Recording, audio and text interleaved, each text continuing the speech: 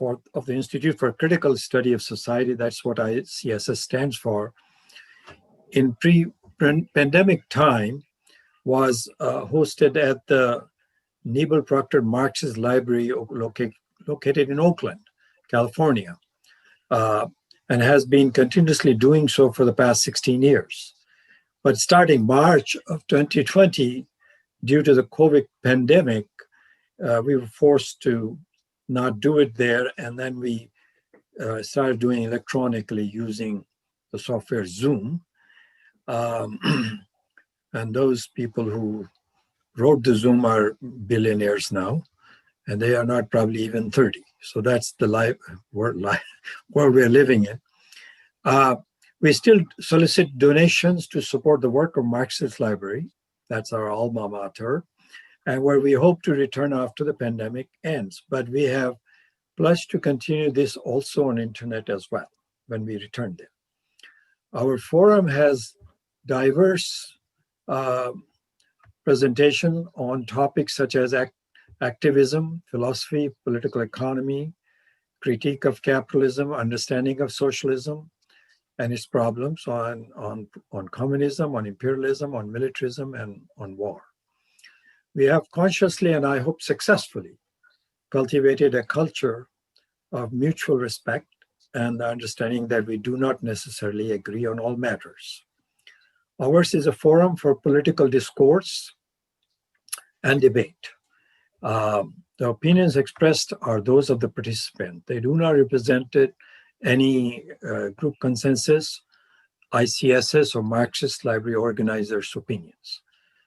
However, we are united in our respect for the work of Karl Marx, and we believe in his 11th thesis on Feuerbach, and which says, the philosophers have only interpreted the world in various ways. The point, however, is to change it. And that's what communists do. And our guest speaker today is definitely a very good example of that, who's joining us from Karnataka state, which is in the southern part of India. That's where India's so-called Silicon Valley is located. He worked in agriculture. He completed his graduate studies in agriculture from the University of Agricultural Sciences. He worked in the agricultural department in the southern state of Karnataka. His specific responsibility was to educate farmers in using proper methods and technology. He was the head of the agricultural extension work. He is with the Communist Party of India, Marxist CPIM, and formerly a Central Committee member of the party. Farmers had suffered a lot in the area where Comrade Nagaraj was working in 1980s, because prices of produce of main crops they were growing suddenly crashed to 1/3 the price they had before, on which basis they were growing them. Farmers had worked hard, crop was good, but still they had to suffer. Added to this was the harassment of the tax officials in India. Those people who are from India know how the tax department is in India. Therefore, the discontent of the farmers took the form of a series of protests. According to Comrade Nagaraj, who told me about this, he explained to them causes of crash in prices and encouraged them to participate in the protests. The farmers' protests grew day by day, and with this we are talking about late 1980s, and became massive over 6 months. The government eventually resorted to violent suppression, and this was not BJP government, it was Congress government at that time. 2 farmers were killed in police firing, hundreds of them arrested. Comrade Nagaraj resigned his well-paid, tenured government job with good benefits in protest against this repression in 1987. He joined the farmers' organization and started organizing, writing to press about the problems. He founded an organization of farm workers, as they suffered most because of their social situation as Dalits and economic situation as landless agriculture proletarians. And for 2 decades has been working with the farm work laborers. He has organized and led a number of protests of farmers and farm workers over the years. Now, I come to the present protest. The present protest of farmers and peasants, as you know, you're familiar with it. Most of people who are in this today have also attended to Abhinav Sinha's presentation a month ago. That has taken a massive proportion in size, that has grown a lot, in response to the 3 farm ordinances or laws that the government enacted in September, but they had started this in June as an executive order already. Now that BJP completely has a complete majority, and they want to run roughshod over everything. No farmers or farm support intellectuals were involved in this. And Comrade Nagaraj argues this will be to the detriment of farmers and to the advantage of big corporations, both Indian and American and other foreign corporations. Hence, therefore, these protests are widespread all over the country by all sections of farmers and farm workers. But in Delhi, the nation's capital, those states that are very close to the capital of India have been asked to gather in bigger numbers by the organizers. Now, these farmers are blocking all highways in and out of the city. Modi government has stopped them there. They wanted to come and protest in the big grounds, which is for this purpose, but they were stopped outside. And they have offered some amendments, but they refused to withdraw these 3 repressive laws. From the point of view of farmers, they are very bad. Farmers are firm in demanding repeal of the laws. Lately, the Supreme Court of India has stepped into the dispute, but the farmers have rejected the commission proposed by this Supreme Court of India. Supreme Court of India is increasingly becoming and acting like an arm of the Modi government. It has lost its staunch independence it had for a long time over the years. And presently, it is not respected by either farmers or many workers. Our speaker will have about an hour for presentation, during which time attendees will be muted. If you need anything, you can always communicate using Zoom chat. After the presentation, we will have a break for announcements, followed by about an hour of question answers. If you have a question or comment during that period, raise your hand in the participants window and we'll call you in order, generally speaking, but as a moderator, I may skip you because something else is important. You'll have, and we'll come back to you. In other words, something else is going on that I probably want to continue. So you'll have 2 minutes for your question, comment, and please be respectful to the group, speaker and moderator. Finally, at 12:30, we'll have, so that's when the question and answer session will be at about 12:30.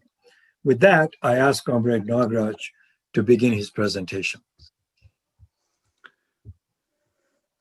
My greetings to all the participants in this discussion from both ICSS and Marxist Library. Well, this historical struggle of farmers is a new height in the series of protests and agitations of farmers since 1994, after the unleashing of globalization, privatization, and liberalization policies. IMF, World Bank, and WTO consensus unleashed the following policies affecting agriculture and farmers in a very big way. And to sum up what has happened to agriculture because of these policies and how farmers are affected, I would like to make a few points because it's a very important backgrounder for the present struggle. Well, Indian peasantry was exposed to a very volatile world market prices and rendered vulnerable to the price fluctuations because of trade liberalization and also removal of quantitative restrictions.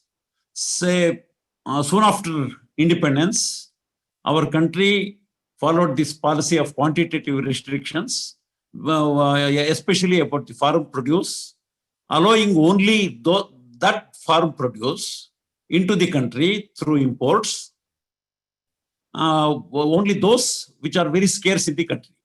Therefore, the decision would be made by the government about how much and who should import. That is what is meant by quantitative restrictions. And this IMF, WTO, World Bank consensus forced Government of India to do away with these quantitative restrictions. And Vajpayee government, that is the BJP government in the earlier tenure between 1998 and 2004, said that government, that BJP government,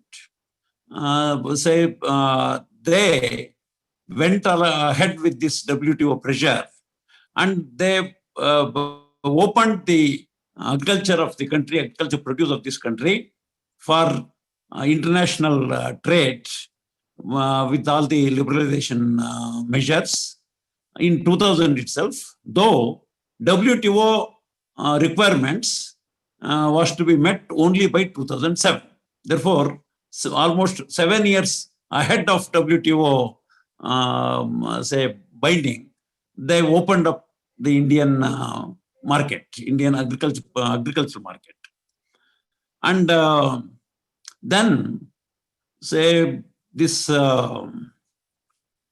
failure of the Doha round of WTO gave rise to a number of free trade agreements. And those free trade agreements are now more than 56. That for free trade agreements with ASEAN and free trade agreements that are in the pipeline with Europe and US and Japan. So they are all pressurizing Government of India. These more than 56 free trade agreements, they have also exposed farmers in our country for these volatile prices, volatile market prices, world market prices.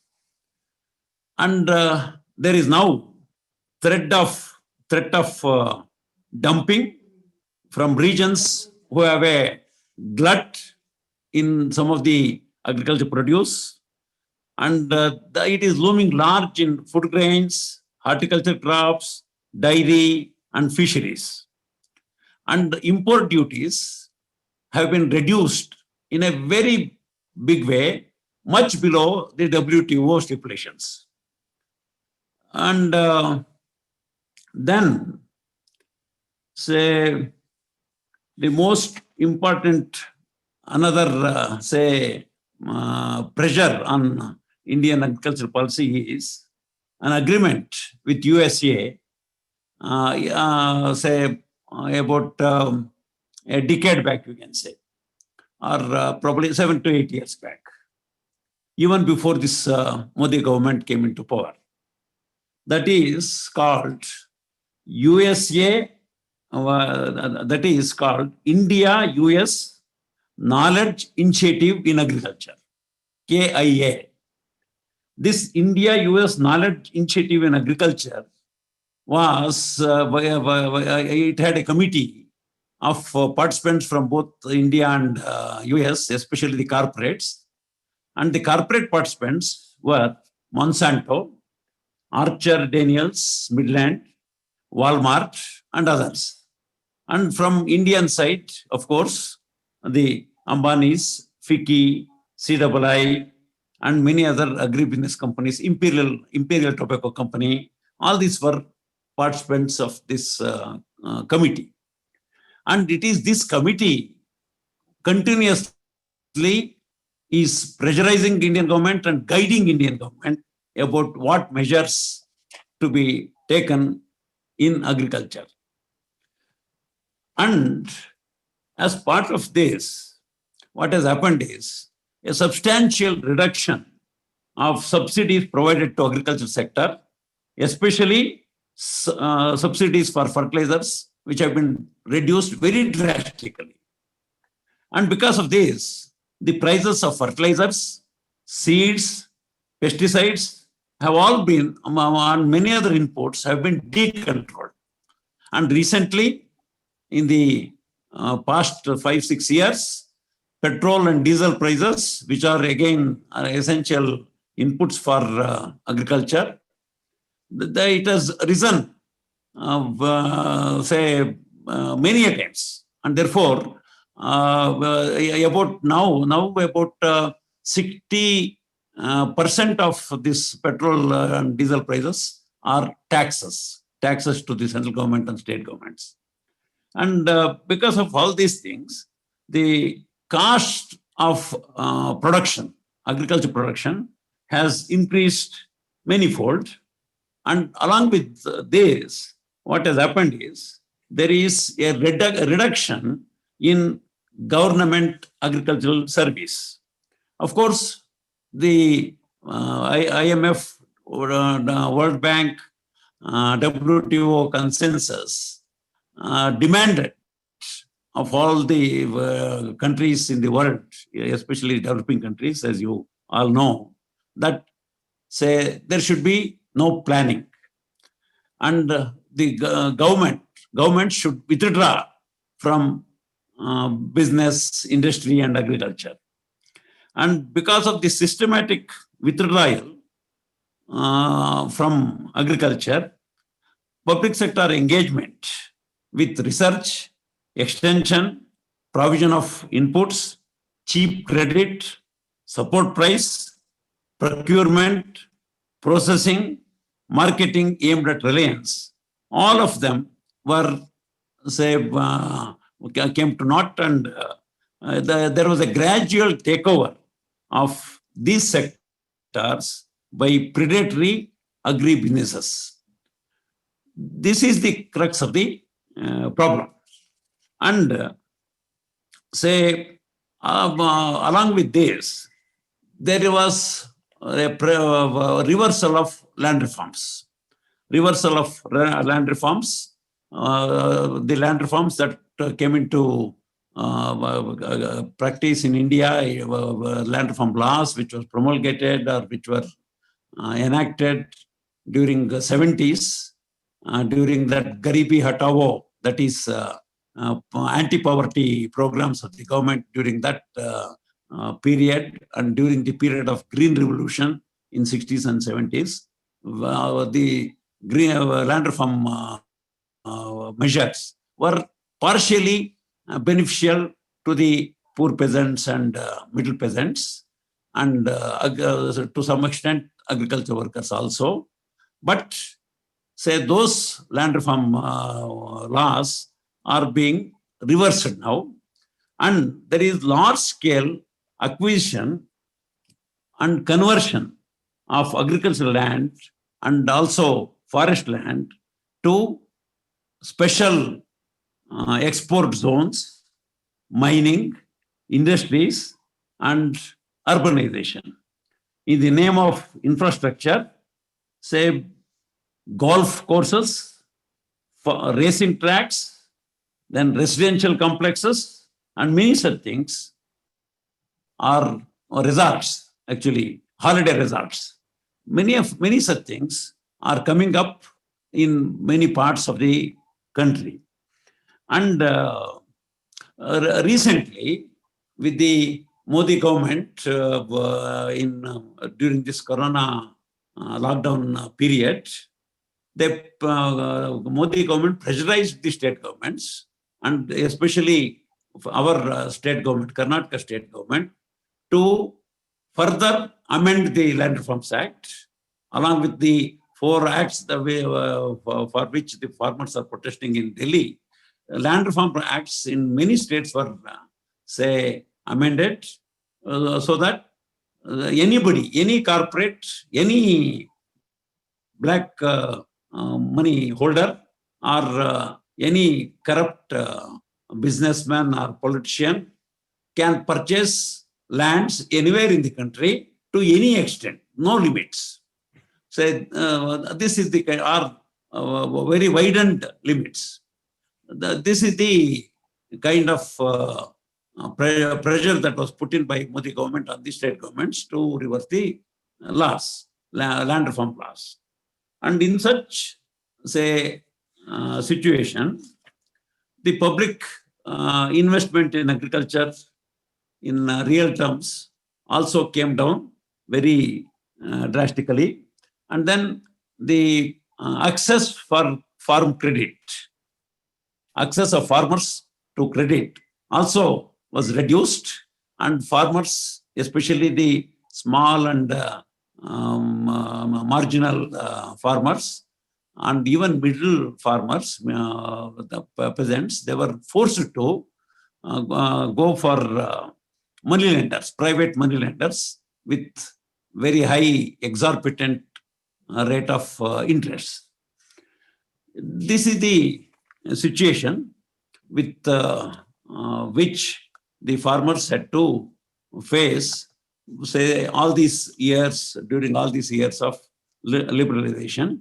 And continuously there were series of protests, since those days against many of these measures. And sometimes farmers were successful in pushing back so-called special land acquisitions for special export zones, and some amendments of on land acquisition and various other things. They were able to push the earlier UPA government or the Congress-led government, or also the Modi BJP government in their, in 2015. They were able to push back, make the Modi government withdraw their attempt to amend some of the land acquisition laws, progressive land acquisition laws. And this 3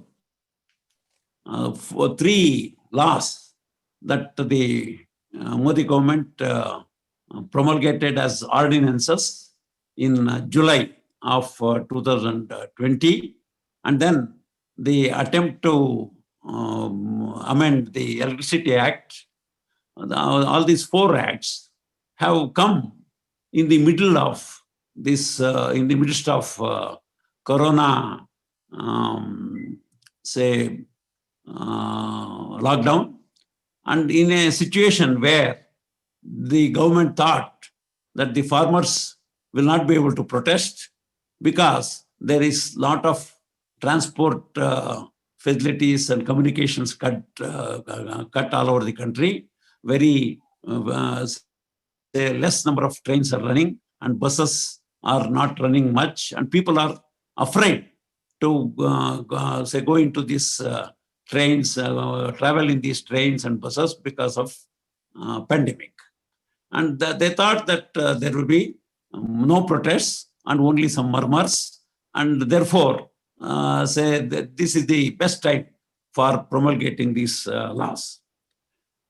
And these laws have been since the days of globalization, from 1991 in India,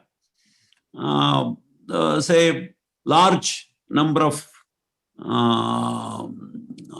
capitalists have benefited, and crony capitalism and corruption has grown leaps and bounds, and they have you can say, virtually taken control of the state and central government policies. And it is in this situation these struggles have erupted. I am not going into the details of all these four laws because it has probably been dealt with by the earlier speaker. But these laws, we say, are calling it as destruction of peasant agriculture laws, laws for destruction of peasant agriculture. This is the nickname it has, these laws have earned. Say, the four laws have been, say, called variously with, say, in these names. The so-called APMC Amendment Act and things like that is being called as license to corporate agricultural trade law. And then the contract farming law is called as farmer slavery law. And then the amendment to the Essential Commodities Act, it is being called as hoarding and black marketing law. And then the Electricity Act amendments is being called as snatching of electricity from the poor law.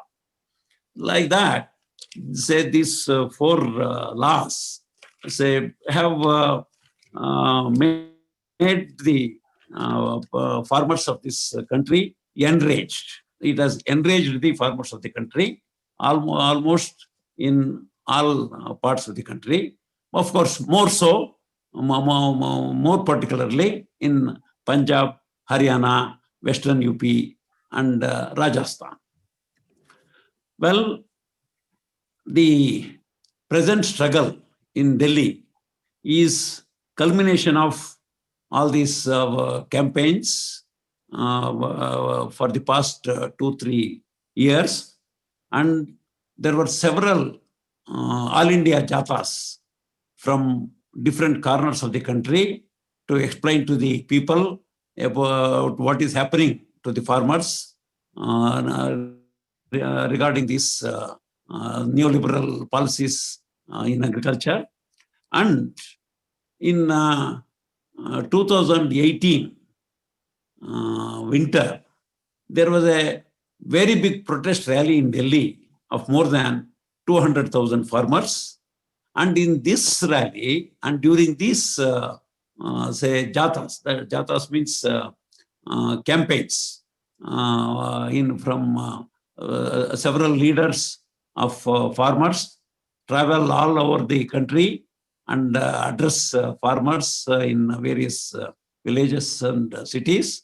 And more than 3 months of such, say, meetings and campaigns happened.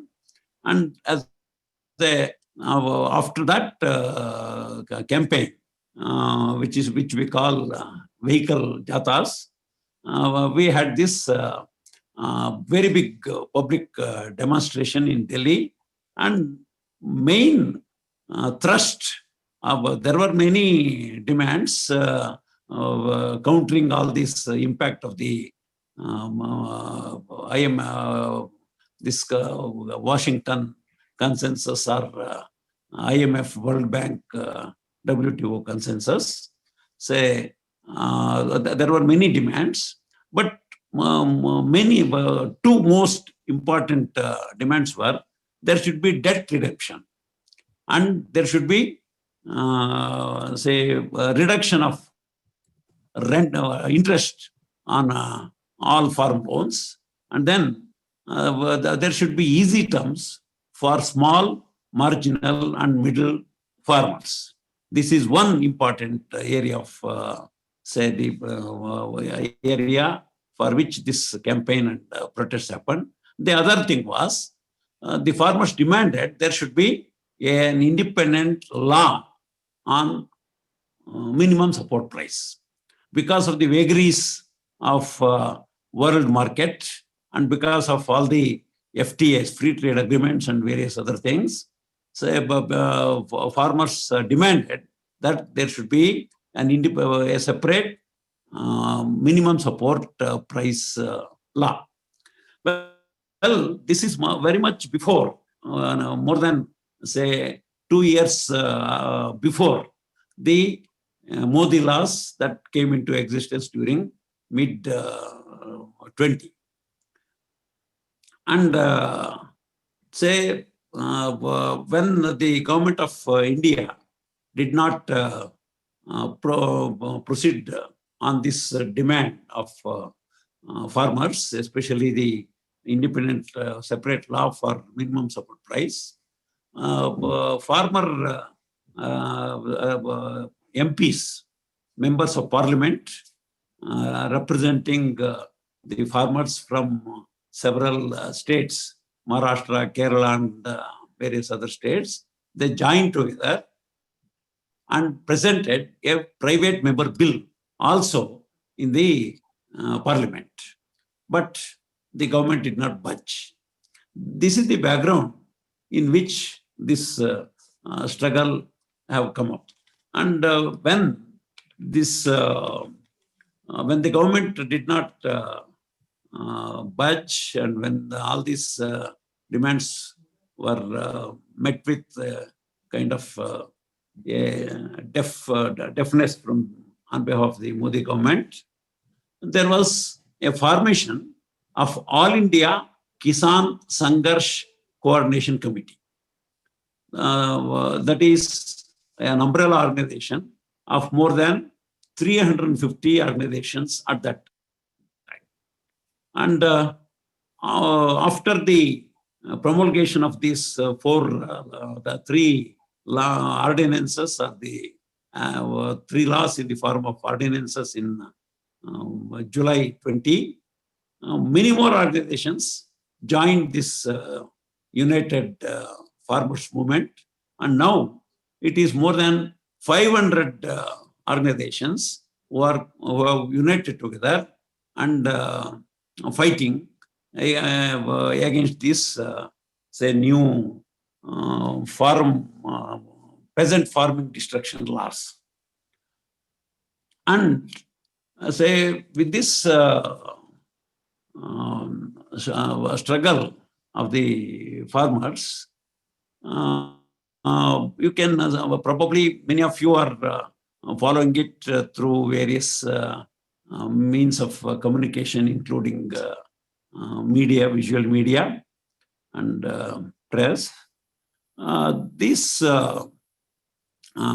protests have become very widespread and historic. You know that, say, during, let me say, as soon as the ordinances were pronounced by the government of India, the Modi government, farmers immediately went in for agitations all over the country, and in various state capitals and district centers, there were agitations of farmers immediately in July itself. And in September, again, there was another widespread agitation and protests all over the country by all these Kisan or farmer organizations.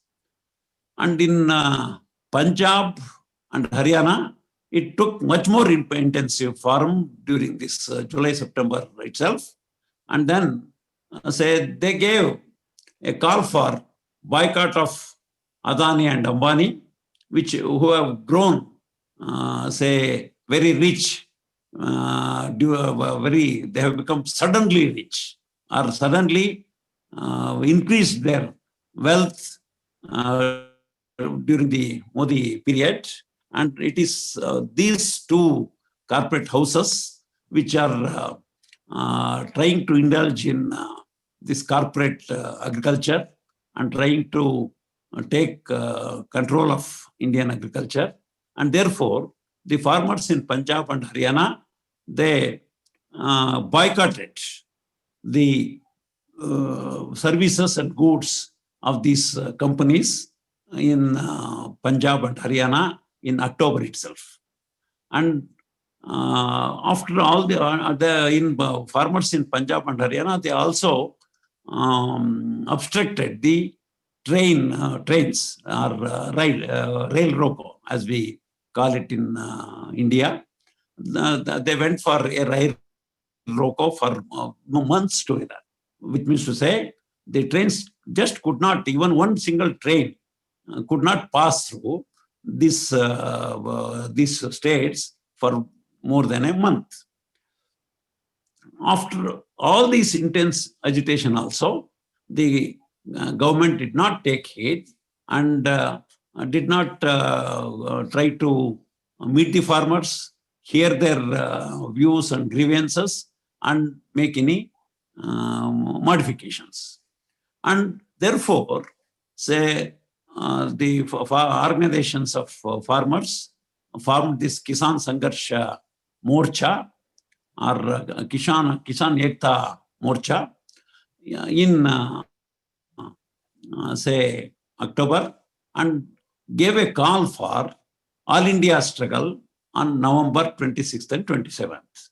It was during those days, the working class of the country also gave call for all India general strike on November 26th.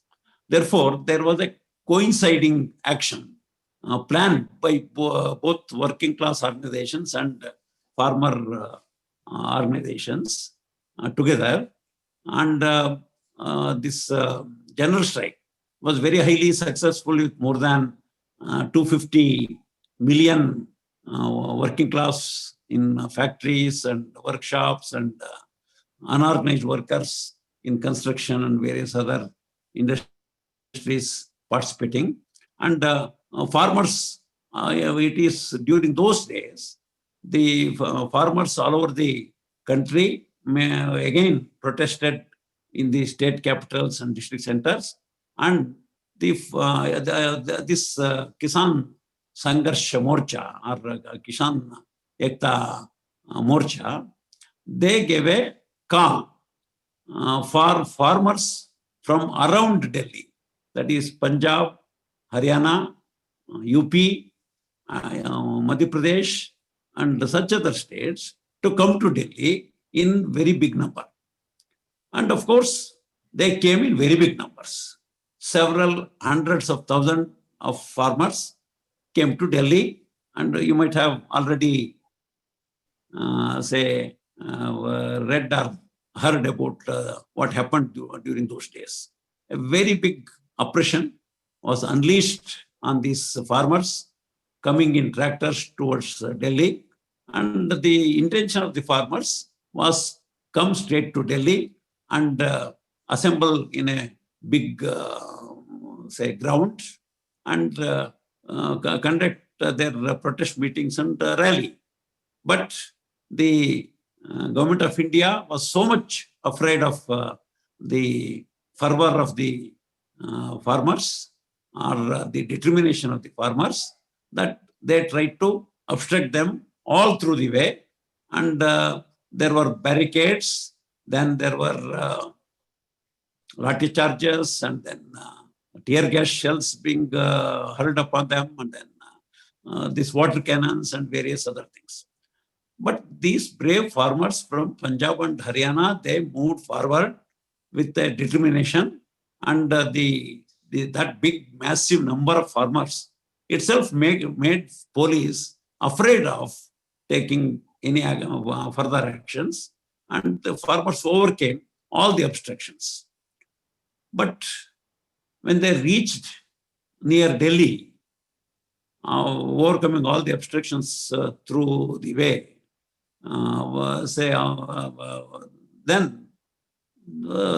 what was waiting them was much bigger obstruction with much bigger police force.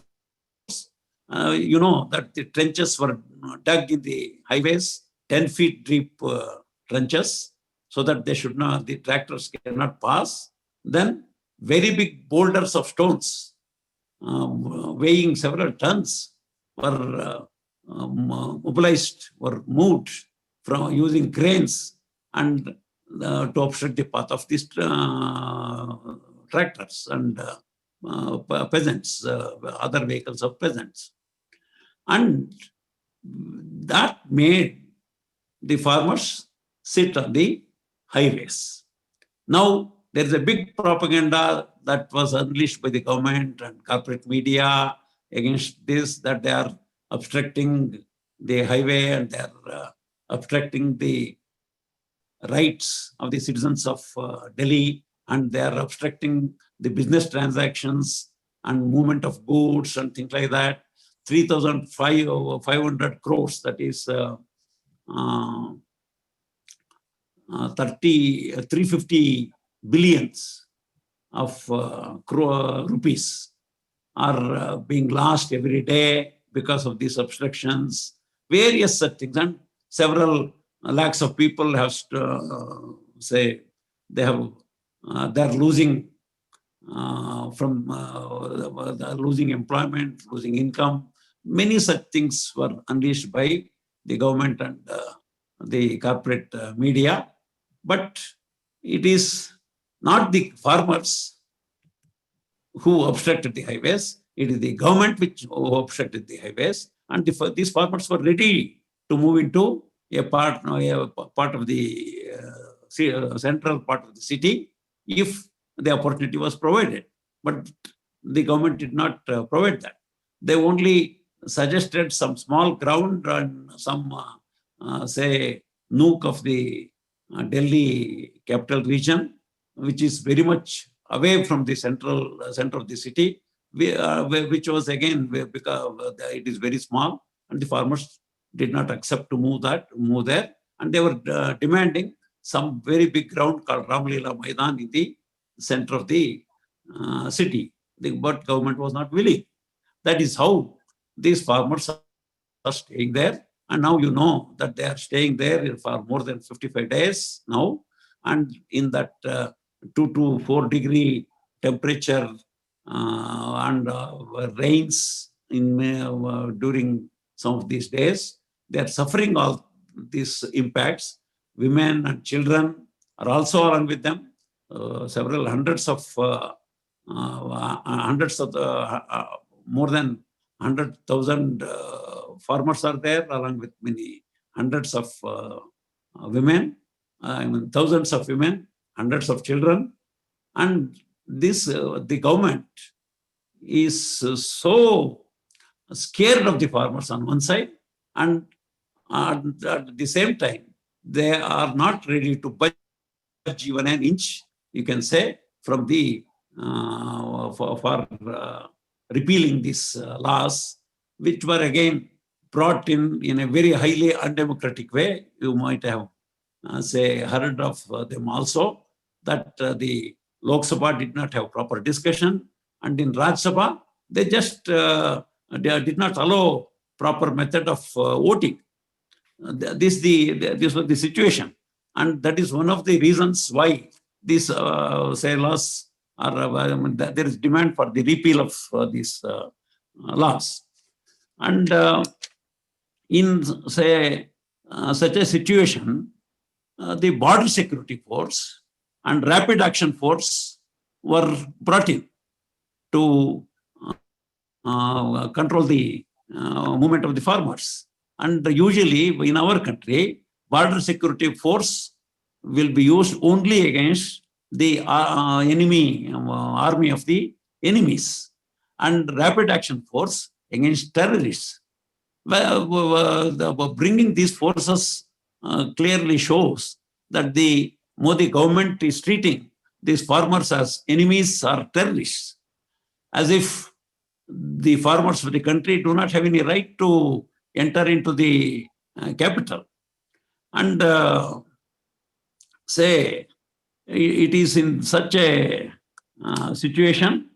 Now the government of India was forced to have discussions with the farmers. Now about 9 rounds of discussions have happened, but government is again trying to buy time, trying to delay, and especially Amit Shah, the Home Minister, and few other ministers and some chief ministers are trying to divide the farmers' movement, trying to pit one against the other, and trying to malign it in several ways, as you might have already heard, that they are Khalistanis, that is Sikh separatists, and then Pakistani agents, Chinese agents, and say several such epithets have been used by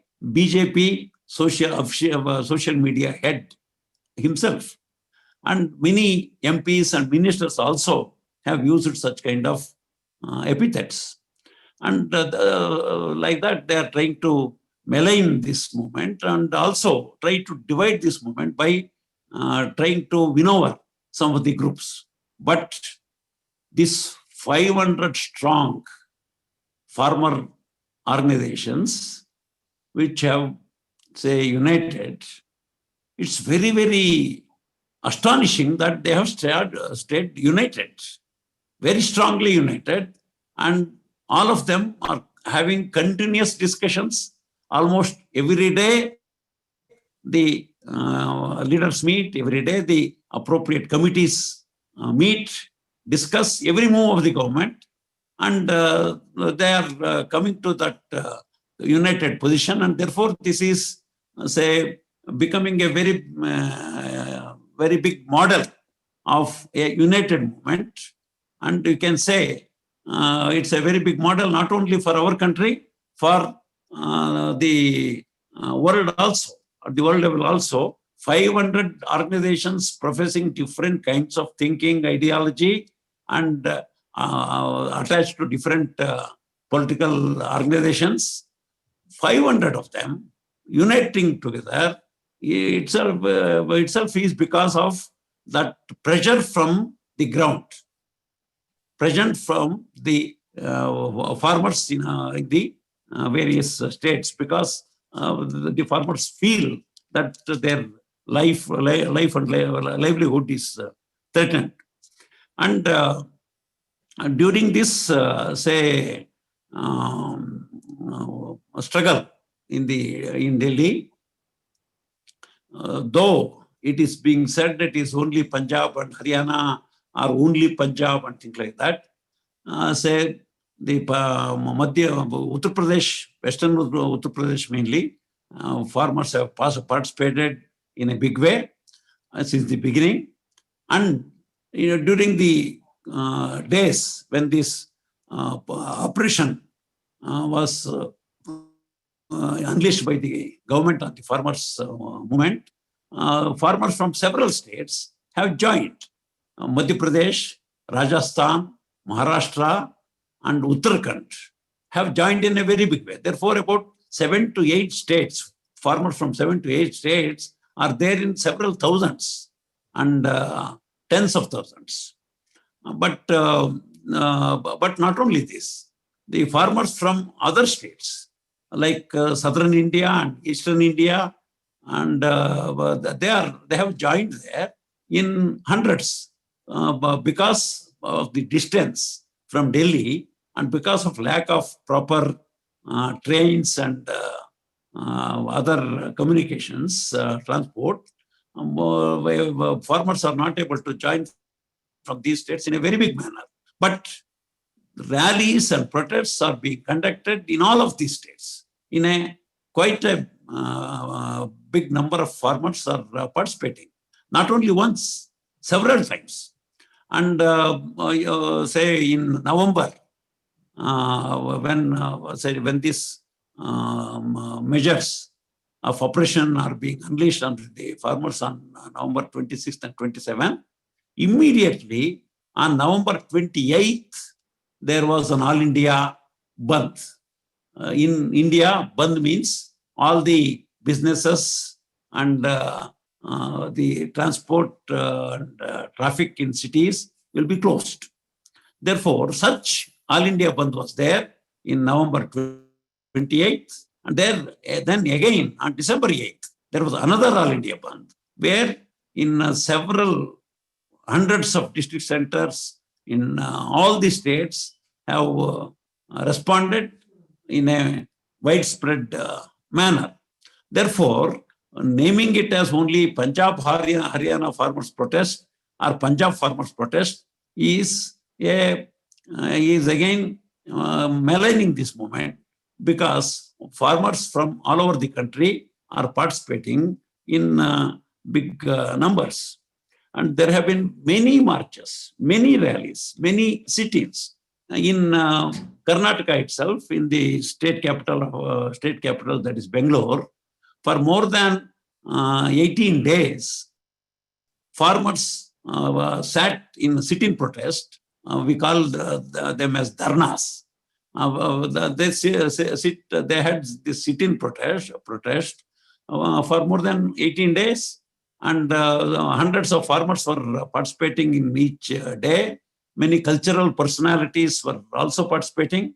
And of course, in Delhi, cultural personalities, sports persons, literary persons, and then jawans, that is retired army personnel, that is soldiers, with so many medals decorating them. They are participating in several thousands, and they have returned their medals in protest. And agriculture scientists have returned their awards. They have refused to take the awards from the government of India. And therefore, various forms of protest have happened, has been organized, or spontaneously it has happened. And say this protest is very unique in several ways. One of the main thing is that that big number, the very big number, that scale itself is very unique, very notable. And then the tenacity and the determination of the participants and the unity that they have exhibited, as I said earlier, is very notable and unique. And then worker-peasant alliance, the friendship of workers and peasants, that slogan has caught up the imagination of farmers and also workers in a big way. And for the first time in India, this alliance, or this friendship of working class and peasantry, this solidarity, is seen in such manner, such broad manner for the first time in India. Though this call and this slogan of worker-peasant unity was there since several decades in the communist movement, but it has now become the slogan of ordinary peasants and ordinary workers. That is that's a new beginning. Of course, it has to spread much more. This working class peasant alliance has to grow much wider, much deeper, no doubt about it. But it has made a very good beginning during this struggle. That's another very important feature of this movement. Then another important feature of this movement is, for the first time in India, corporate houses have been targeted. Corporate houses have been identified as the forces behind the government, and their goods are being boycotted. And say Reliance company, which is having several retail outlets, more than 1,100 retail outlets in our country, and then their Jio mobile say has been boycotted. Several tens of several millions have shifted from this Jio to other say mobile companies, and all these things. And say the petrol bunks of Reliance have been picketed. That is, they have surrounded those petrol bunks and saying that nobody should enter those petrol bunks and purchase petrol from them. And like that, even other Reliance, say, retail centers also have been picketed. And Adani company's silos, the construction of silo, very big food grain silo, has stopped because of this protest of the farmers, and more than say 2,000 towers of Geo company, a mobile company, have been say smashed by the farmers. Several such things have happened, and this is also a unique feature, identifying the corporates as the forces behind the government. And media houses, a very big propaganda was unleashed against this movement, as I was saying earlier. And farmers have identified which are those media houses and run by whom, and why they are going for this kind of propaganda against the movement. The farmers have identified that they are trying to do away with those channels, media houses.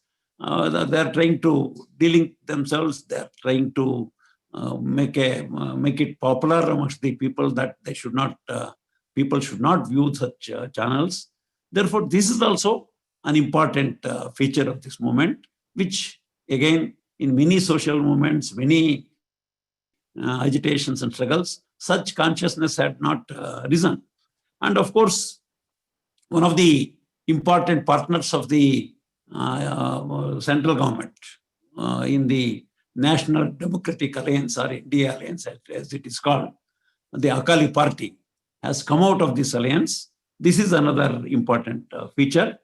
And then, of course, our Sahai was referring to this recent Supreme Court judgment.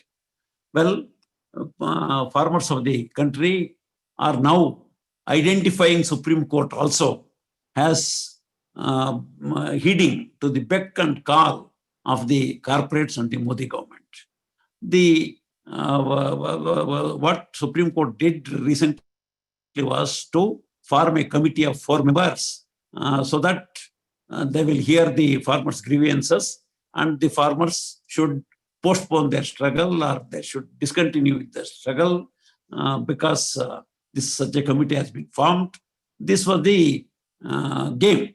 And the government of India, in early December itself, during the talks with the farmer organizations, they proposed for a committee. The farmers rejected it as a delaying tactics, as a hoodwinking of farmers. They called it hoodwinking of farmers and refused to take part in such committee. But the government of India tried to use the Supreme Court or misuse the Supreme Court to force this committee onto the farmers. And Supreme Court had no business of ordering for such a committee because it was not before the Supreme Court by any petitioner. And in such a situation, Supreme Court had no mandate to form such a committee. But they went out of way and formed such a committee. And that committee, what does it, whom does it consist of? All these 4 persons have written in favor of the Modi laws, and they have propagated in favor of the Modi laws day in and day out. Some of them, or 2 of them, day in and day out, they were appearing in panel discussions in all the TV channels and saying that farmers' movement are highly misjudged movement, misled movement, and these laws are very advantageous. All these things they were telling. And forming such a committee has exposed Supreme Court itself to the ridicule of the farmers. And people are now identifying Supreme Court also as only a tool of the corporate rule. And such is the situation now. And now let me conclude because it is already, I think, say more than an hour or so, or 50 minutes to 55 minutes. Let me conclude by saying farmers are determined even now with all they're using Supreme Court itself was very highly, cowardly act of the government. what actions that the government of India was not dare enough to take, they're trying to use the Supreme Court to make farmers budge. But this prestige of the Supreme Court, government thought that the prestige of the Supreme Court will help them, help the people to turn against the farmers' movement. But farmers did not budge. They are going ahead almost every day during January. They are having some agitation or the other. And especially on January 23rd, that is the birthday of Subhash Chandra Bose, a freedom fighter, a valiant freedom fighter. On that day, there will be picketing or surrounding the governor's residences in all the states. And on 26th of January, you might have already come to know that there will be a big tractor rally in Delhi during the Republic Day. There will be a very big military parade and various other demonstrations and on that day organized by the government. It will be a big show every year. Many of you might be knowing about it. And on that day, without obstructing this government parade, after all these festivities are over, the farmers have determined to march into Delhi with several hundreds of thousands of tractors. Already, these tractors have been decorated with very colorful lights and various other, spectacles, so that it will be a farmers' Republic Day.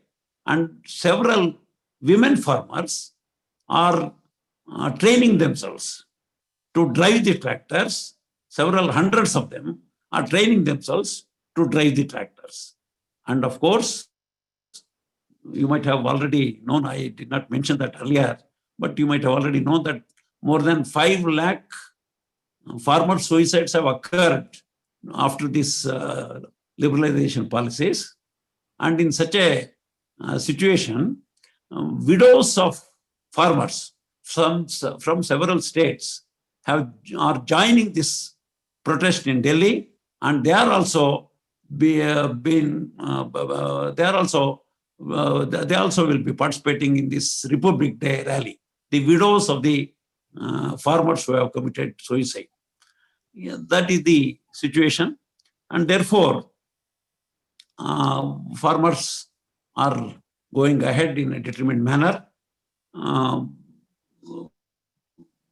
Say the people from all over the country have to come in support of these farmers in this crucial juncture when they have to face the government, they have to face the Supreme Court, they have to face the police and the army. And in such a situation, when these farmers are determined to go into Delhi through with tractors on 26th, well, what actions government will take to prevent them, what actions, what oppressive measures they will unleash is not known. Therefore, in such a situation, the support, democratic support of the whole world is necessary for Indian farmers. With this, request to all of you and to everyone all over the world to support the farmers' movement in India, I conclude my presentation. Thank you, Comrade Nagaraj. Very informative presentation. We learned a lot from you, and quite a bit of it varied from previous presentation. And I'm sure that'll come up in questions and comment session. So we're going to have a little break with some announcements. It'll take a few minutes. And so Jean, you're going to make some announcement, followed by Jean would be Rich Fallenbaum, appeal for funds. And then we'll resume the question and comment period. Thank you for staying late, Comrade Nagaraj, once again for the next hour. It's late for you, but let's go for announcements. Gene. Okay, well, thank you very much, comrade, for your interesting discussion, and also for the work you're doing, because I think it's really important. You know, worker-farmer solidarity is a very basic principle of Leninism. So, thank you for this. So, coming, next week we have some more interesting things coming up. Let me see here. Whoa, no, it should be here. Just trying to, yeah, here it is. Next week, on the 24th, we'll have a talk on the U.S. Capitol building riot and its blowback. The only thing scarier than QAnon is the reaction to it. And our comrade Roger Harris has written an article that appeared recently in ML Online. And I think there's a reference to it on our reminder. So that'll be next week, the 24th. And then following that, on January 31st, we have a program, Master of Space, Corporate Plans for the Militarization and Privatization of Space. And this is a problem that is very real that's coming up. And Bruce Chagnon is director of this. He's a member of Veterans for Peace. So those should be very good talks coming up. And so we look forward to seeing everybody at these talks. And with that, I'll pass it on to Richard. Thank you. Just a brief announcement.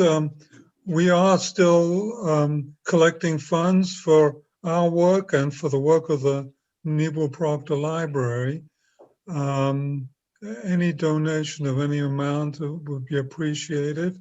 I've put in the chat some information about how to donate, where to donate, either through PayPal or through more conventional legacy means, and we'd very much appreciate your contributions. So thank you, and I'll pass it back to our moderator. Okay, so thank you, Richard. So now we're going to question and comment period. Each of the participant has up to 2 minutes to make a comment or ask a question. And Comrade Nagaraj, you have no limit on time. You can respond to each question as it is asked or comment on the comment they make. And the way to raise your hand is, Alan, can you please explain how to raise the hand?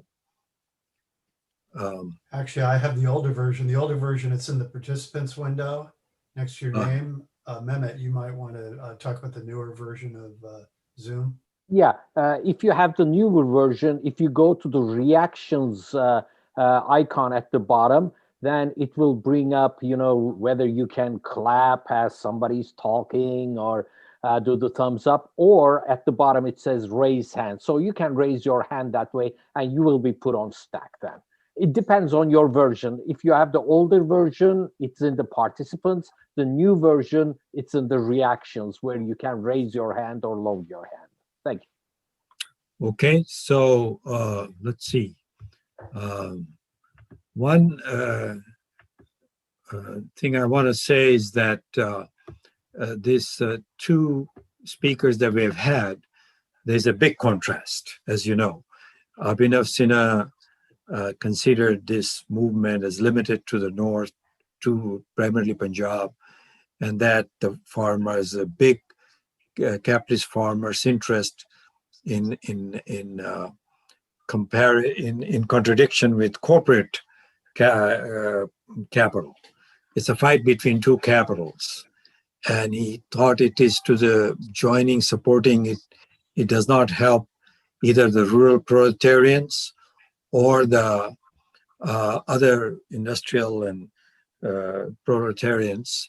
So, Comrade Nagaraj, maybe you can address that question, because I think that's the most outstanding item of difference between your presentation and that of Abhinav Sinha's, who who spoke here 4 weeks ago. Well, for the past several days, I am addressing several meetings all over my state, where we are, giving the details of these acts to agricultural proletariat. I am actually working amongst the agricultural proletariat, as you yourself introduced me, for the past, 2.5 decades. And in, I am, when I give the details of what is there in these acts, new acts, the agriculture workers themselves are baffled. They are, what is this? It is not the farmers' movement in Delhi is not only for farmers. It is actually defending the agriculture proletariat also, and it is also defending the rights of the industrial proletariat to some extent, and then even the middle class employees of government and bank, their livelihood interests are also involved. It is all farmers' movement is whatever farmer movement is rising for farmers is actually involving the interests of these sections also. Something like this. Actually, with this, the amendments to the APMC Act, that is the Agriculture Produce Marketing Committee Act, and then the Essential Commodities Act, as which I called it as Hoarding and Black Marketing Act. This hoarding and black marketing amendment are many such things. The prices of food articles will rise. The corporates will take control of the food grain market and vegetables and fruits market, and therefore mainly all the items of food, if they go into corporate control, with which allows them to store them in several hundreds of thousands of tons or millions of tons in very big silos, then the public distribution system or the subsidizing food to the poor agricultural workers and other unorganized workers in the towns, that will be dismantled. Because when there is food grains monopolized by the corporates, then the government will be compelled to dismantle the public distribution system. That is one thing. The other thing is that the food prices, when international agricultural produce prices vary, when there is that very serious variation, then the food prices in our country also will be increasing. It will be rising. Therefore, it will affect the rural proletariat and the industrial proletariat both. Then, say, the APMC or the Agriculture Produce Marketing Committee is not just some government procurement points or purchase points. It is actually regulating. It is the government body to regulate the private persons purchasing farmers and deceiving farmers. It is regulating it. Therefore, this regulation is now taken away with this, amendments and allowing corporates to purchase from anywhere in the country without any regulation. And in such a situation, many a times farmers will not be paid properly. He will be deceived, and even the country with contract farming, they will use all kinds of quality indices to deny the farmers the proper price, or refusing to purchase from farmers, though they have contracted with him earlier. Therefore, several such things have already happened, and especially Punjab farmers have a very good experience of this, with PepsiCo being having this contract farming and various other farmer procurement since almost say 2 decades. Therefore, Punjab farmers have more experience of this contract farming and private corporate purchase. And therefore, it is the agriculture proletariat also will be affected by all these laws. And another important thing is, say, the mandi system or the APMC marketing system. It is through this APMC marketing system, several hundreds of thousands of women, especially widowed women, old women who do not have proper social support. It is these women who engage in small time sellings or small scale selling of fruits and vegetables on the wayside, on the roadside. In many cities and towns of India, for them, there will be no produce available.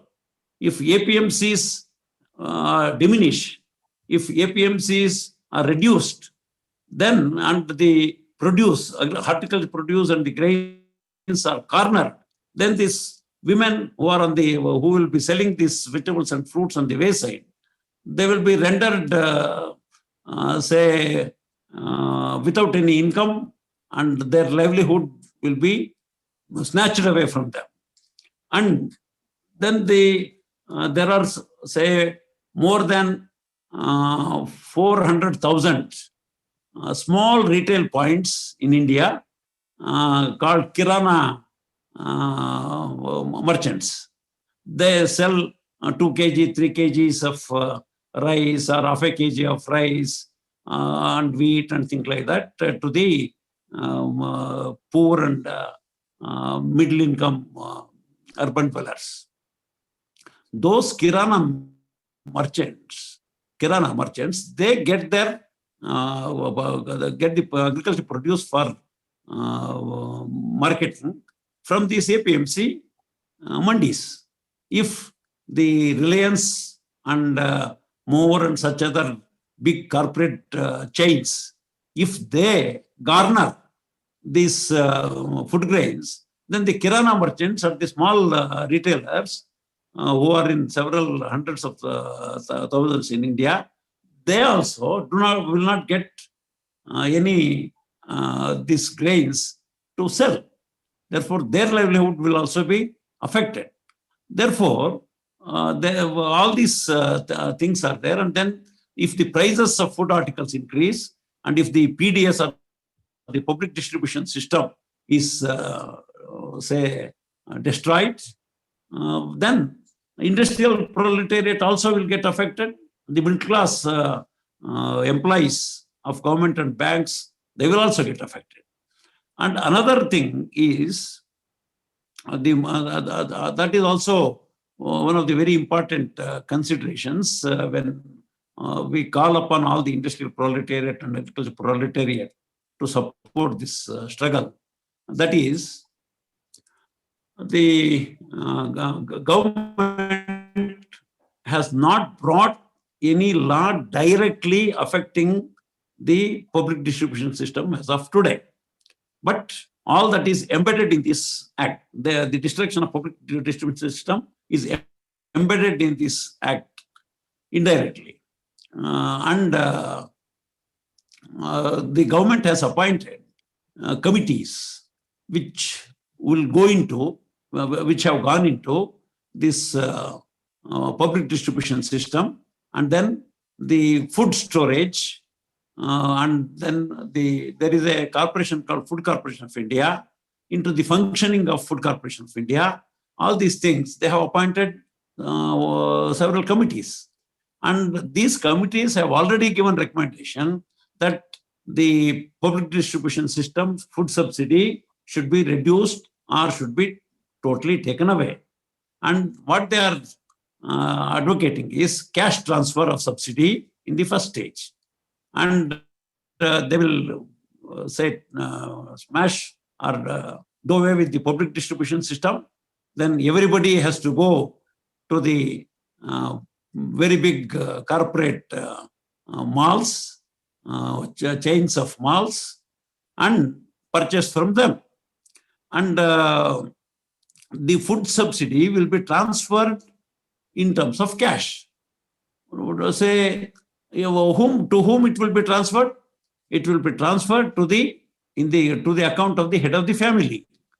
And in the families everywhere in the world, including India, or more so in India, the food budget of the family and management of providing nutritious food to the family is in the hands of the women. But the money, food subsidy money, will go into the hands of men. Therefore, there is a very serious apprehension that the men who will get the food subsidy in terms of cash will not transfer that to the women who go and purchase food articles. Then the family will suffer from hunger and several such maladies. And another important thing is, recently the government of India has converted this gas subsidy into cash. They stopped giving gas subsidy in terms of reduced prices. In the place of that, they brought unregulated, decontrolled gas prices, with which prices of gas have increased every day or every week. And it has, risen in leaps and bounds in the past 1 year itself during the COVID, pandemic. And in such a situation, the gas subsidy that will be transferred will be fixed, but gas subsidy which will be transferred will be fixed, but the price of gas is increasing. And recently, government has taken another policy position that they will be discontinuing the gas subsidy. This cash transfer on gas, you see, will be discontinued. There is apprehension that the PDS system will be dismantled, and then the cash subsidy, the cash transfer that they will be giving will not be going to the nutrition of the family. This is one apprehension.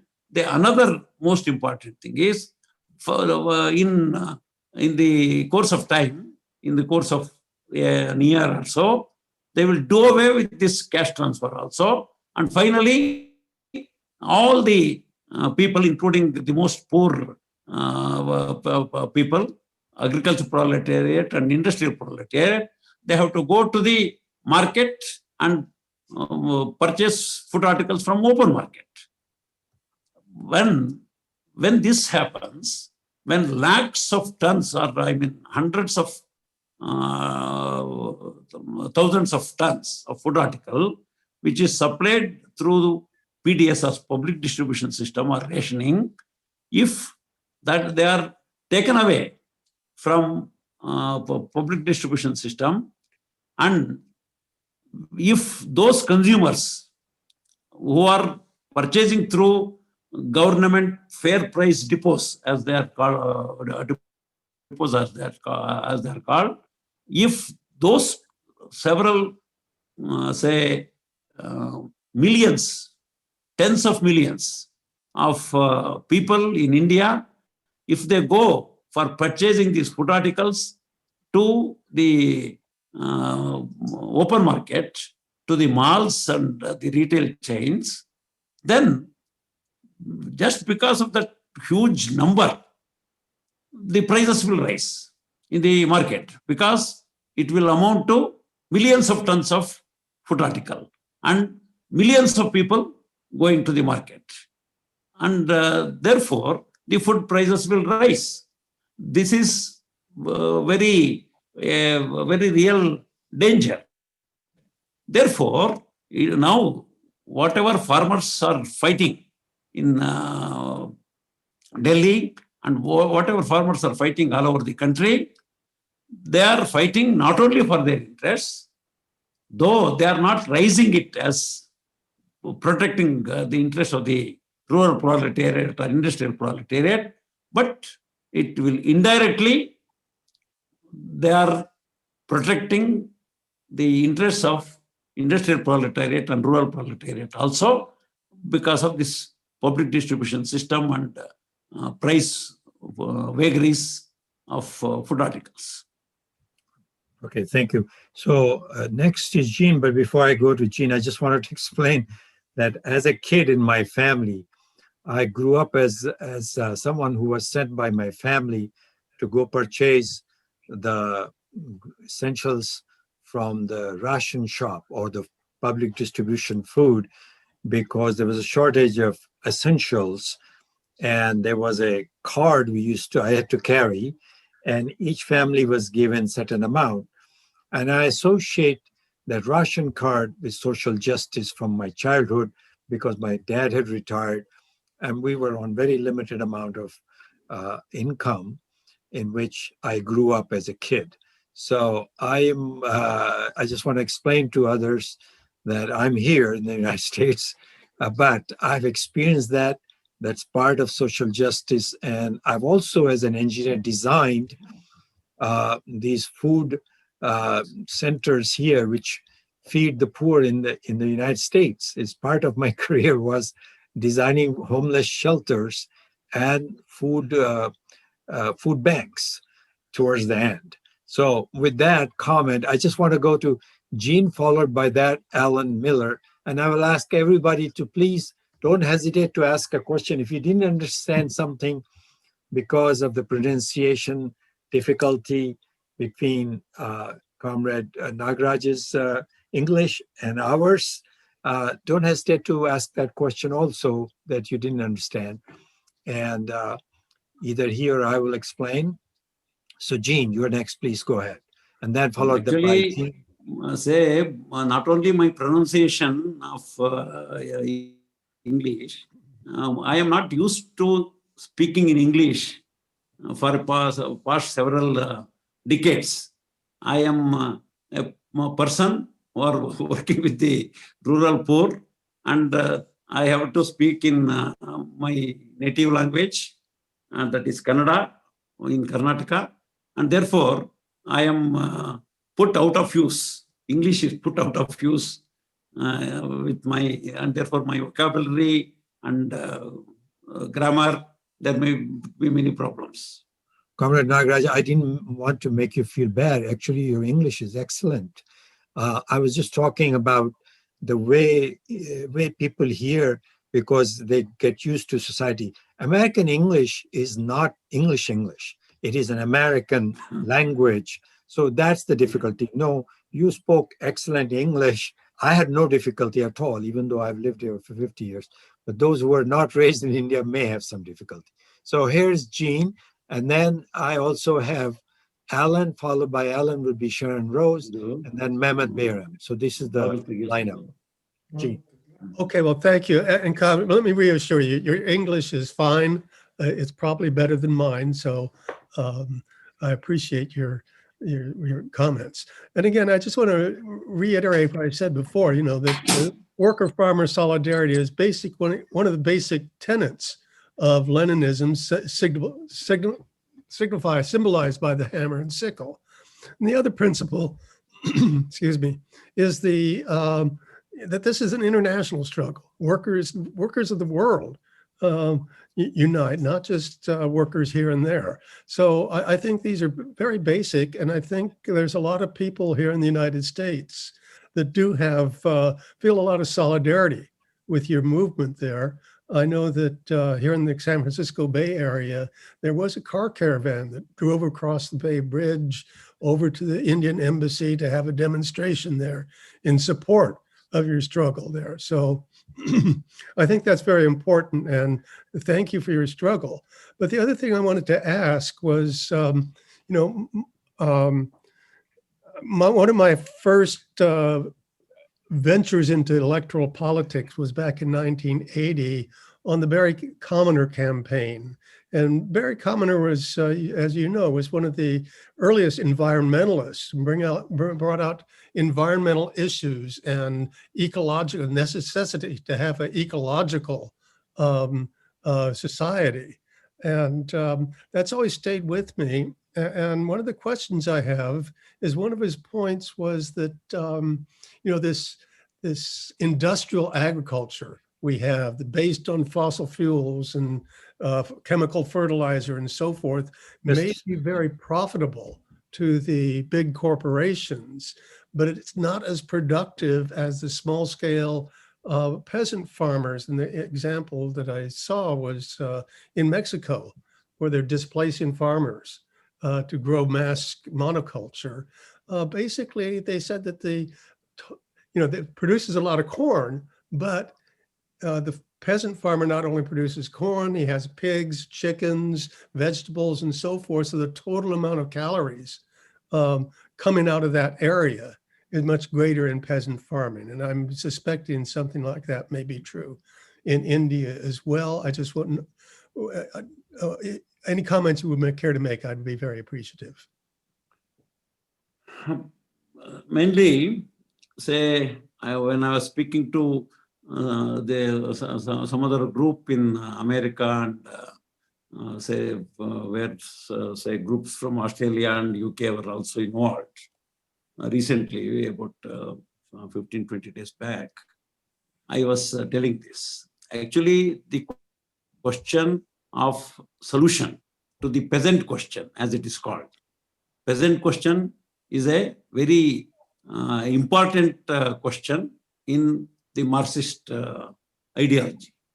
And solution to the peasant question, what is the solution? That is a world historical question. In French Revolution, it was solved in a particular way.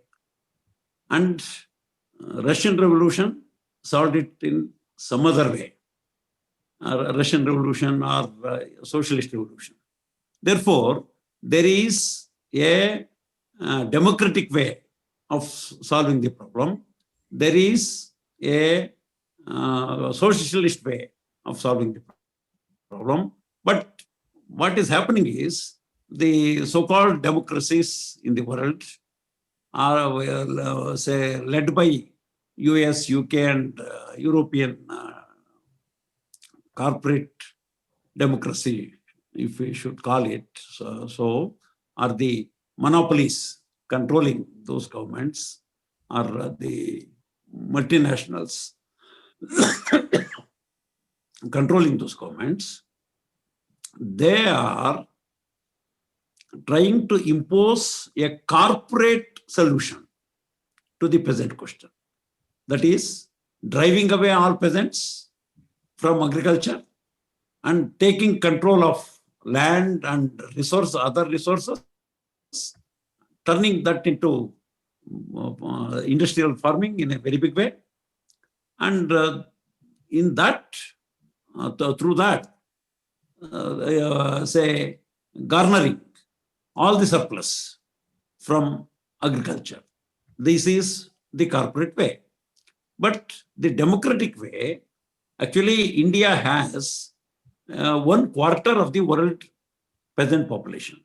Now, India has 24% and China has 35%. Together, they are having almost 60% of the world peasant population, both these two countries. You can just see the dimension, that huge dimension of the problem.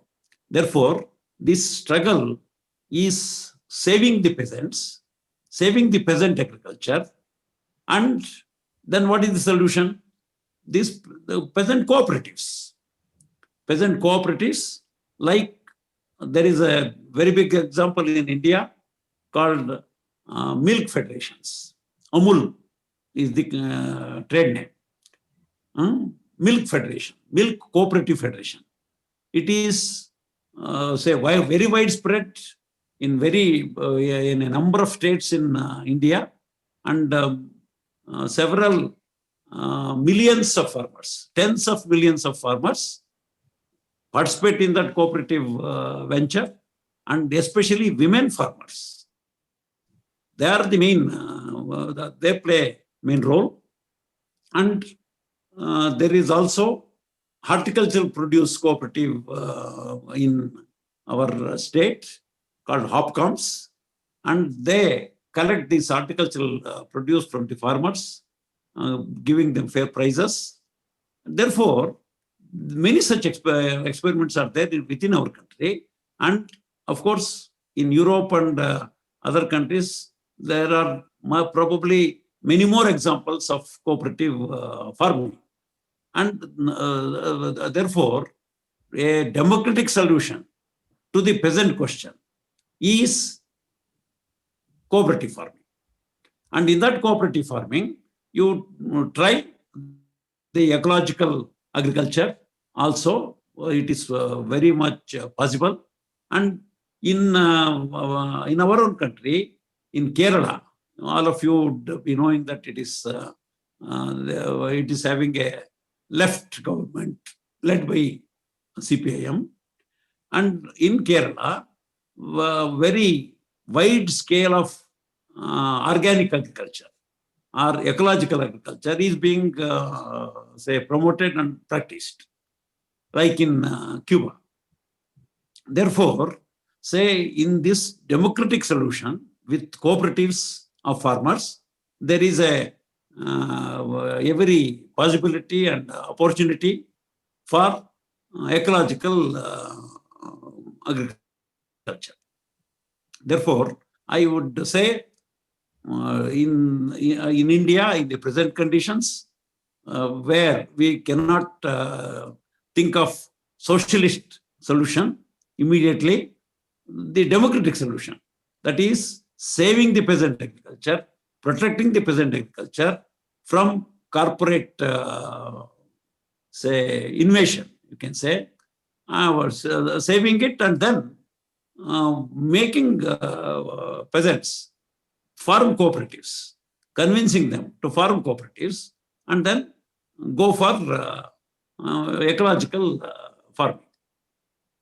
That's a good solution, I think. Okay, thank you. I'll go to Alan. I just want to tell you that cooperative for milk dairy products, even I use here, and they're available in California, all over the United States in a limited way. So it's very good cheese, by the way. So Alan, you're next. Thank you for your presentation, Comrade Nagaraj. I had a quick question. This week I heard a report on the news that the Indian Supreme Court had overturned the 3 laws. Raj commented on this, and I believe you touched on it, but I'm at this point a bit confused. Pardon me. How that affect... Mr. Allen, pardon me, a little louder, please. I am not able to hear. Of course, as you might be having problems with my pronunciation, I will be having some problem with your... I'll go slower too. Speak louder. This week, is that better? This week I heard a news report that the Indian Supreme Court had overturned the 3 laws. Raj commented on this, and you touched upon it in your presentation. And perhaps it's because I'm confused about, I don't know about the legal structure in India, but how does this affect the implementation of the laws going forward? Here in the US, that would mean the end of the laws. They could no longer be, there would no longer be laws. So, Comrade Nagaraj, if you didn't hear what he Yeah. wants to know, Yeah, he's yeah, I understood. I understood. Okay. I understood it. Say, of course, I should have touched upon that in my presentation itself when I was speaking about the Supreme Court judgment. The thing is that it has not overturned the laws. That is the key question. What Supreme Court has done is again part of the game of the government. That is, they have stayed the implementation of law. That is, law will be there. Law will continue. It has not been repealed.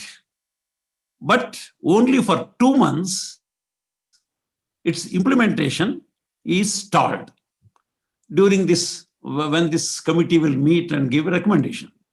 But after that, what will happen? Because it is the Parliament's right to enact laws. And Supreme Court can only judge on the legality of the law. And Supreme Court has not taken up the question of the legality of the law, constitutionality of the law, though these laws are against several provisions of Constitution, especially the federal structure of the Constitution. No, Supreme Court did not take up that question at all. What they have done is, beyond there, they have stretched themselves too much to go beyond the power of the Supreme Court. You can say, Supreme Court is supreme. Therefore, we can do anything. That kind of approach they have taken, and they have not taken up this question, the legality or the constitutionality of the question. They have not thrown away these laws. They have only stalled the implementation for 2 months. I just want to say that farmers' organization did not appeal to the Supreme Court. The Supreme Court took the matter on its own, probably at the instance of the government. So, Alan, you have another question, or shall I go to G? So the next one. You said you had 2 questions. Okay. So the next person on the stack is Sharon Rose, followed by Richard Fallenbaum, or did I do the other way around? Well, Sharon, why didn't you go ahead, and Richard, if I skipped it over? Okay. Yeah. Thank you. My question is, you mentioned a number of demands of the government of India that the farmers have, but I'm wondering if there are any demands. You also mentioned that the World Trade Organization and the IMF and World Bank have a lot to do with the problems that farmers face. And I was wondering whether there are any demands of the international organizations that are part of this farmers' struggle. Sure. Actually, I devoted almost 1/3 of my presentation to explain what these institutions, IMF, WTO, and World Bank, what the policies that they are imposing on India and other developing countries, its impact on the Indian peasants and Indian agriculture.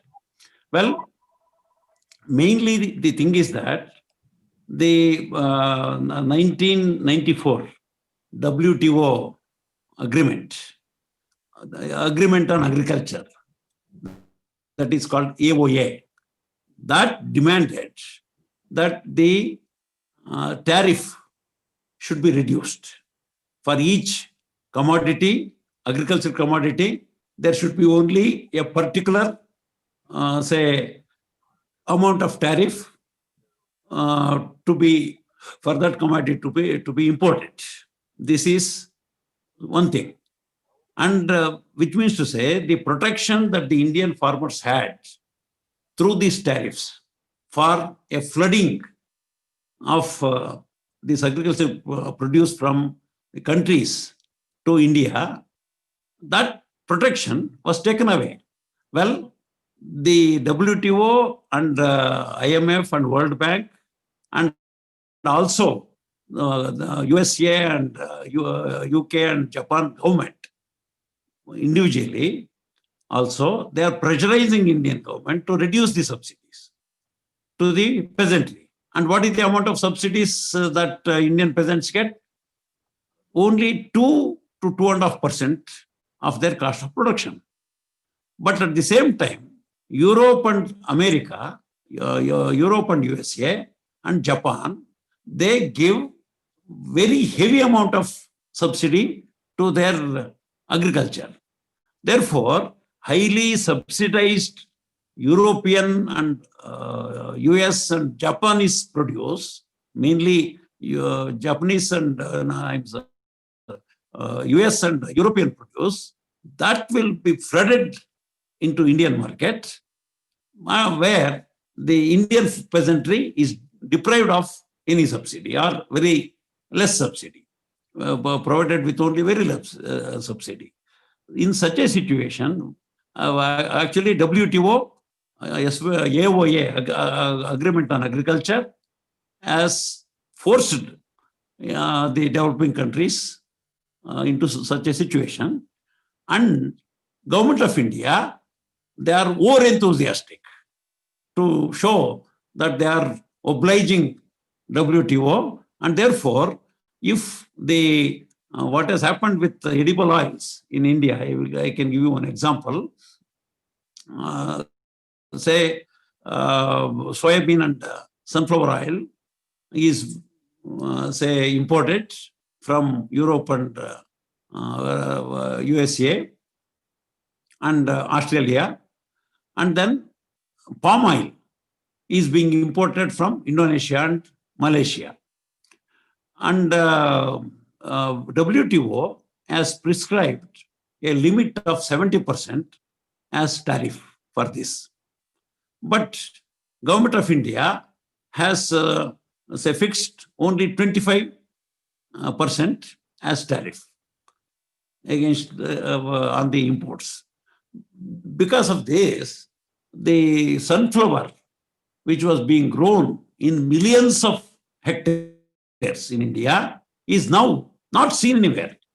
The earlier, the entire rural scene, you would be yellow because at least 1 in 3 acres, 3 hectares would be sown with sunflower.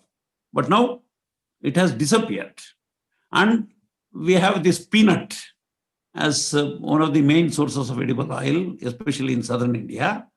And in Karnataka, because the peanut prices dropped so drastically, farmers protested before the market, and there was firing and peasants were killed.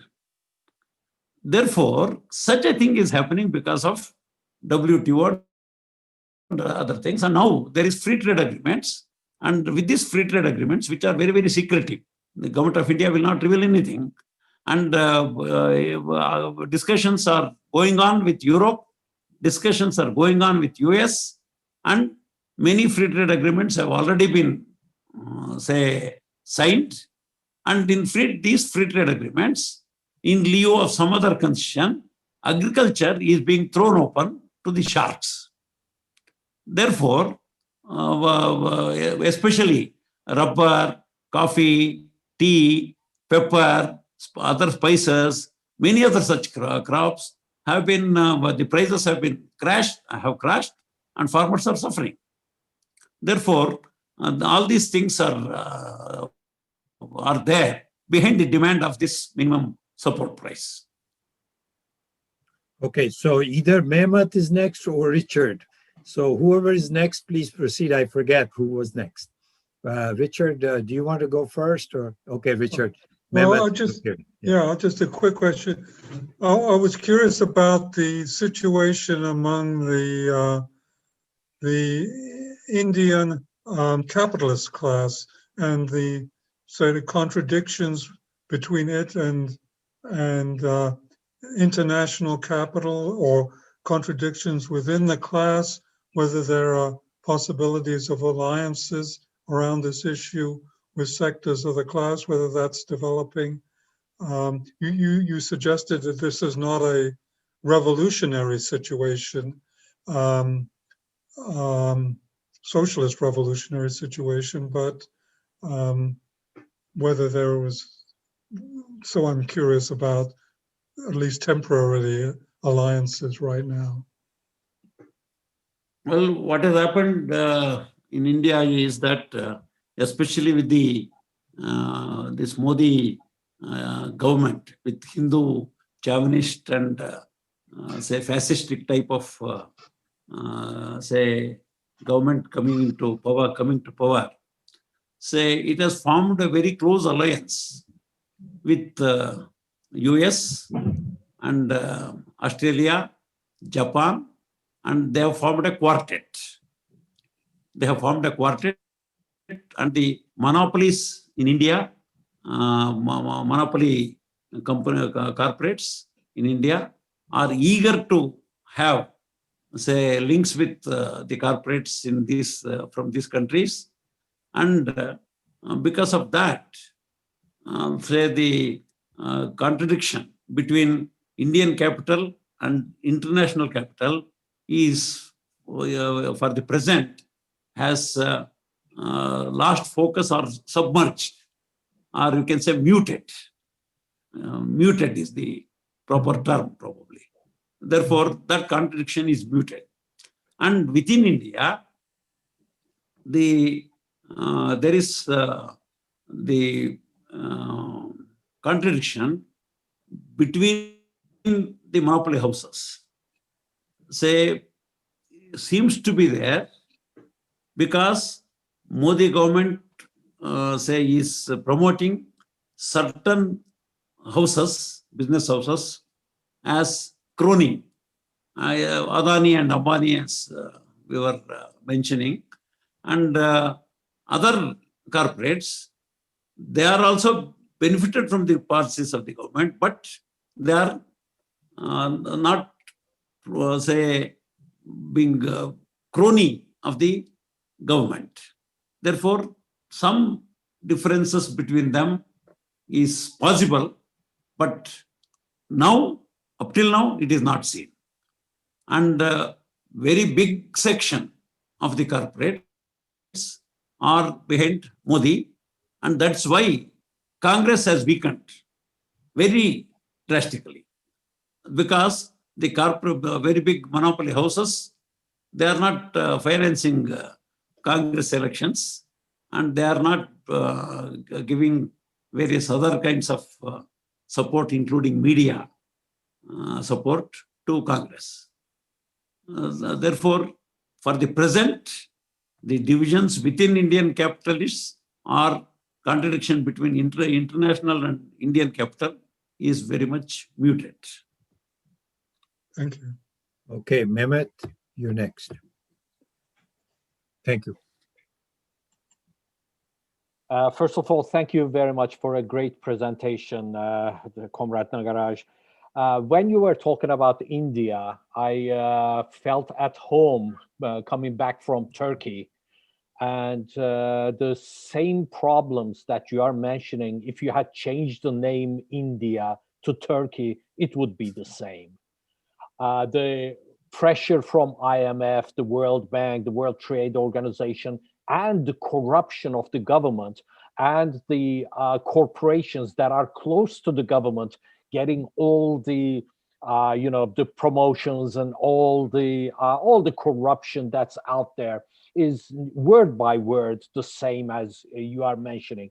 One problem we have is that, unfortunately, although there are a lot of bankruptcies and unbelievable exploitation, somehow in Turkey, the peasants, as you call them, are not showing that much opposition. There are voices coming up as the bankruptcies come in, and even the cooperations that you mentioned, the peasant cooperatives They are in the control of the government, and they are charging 30-40% to loaning the the members of the cooperative.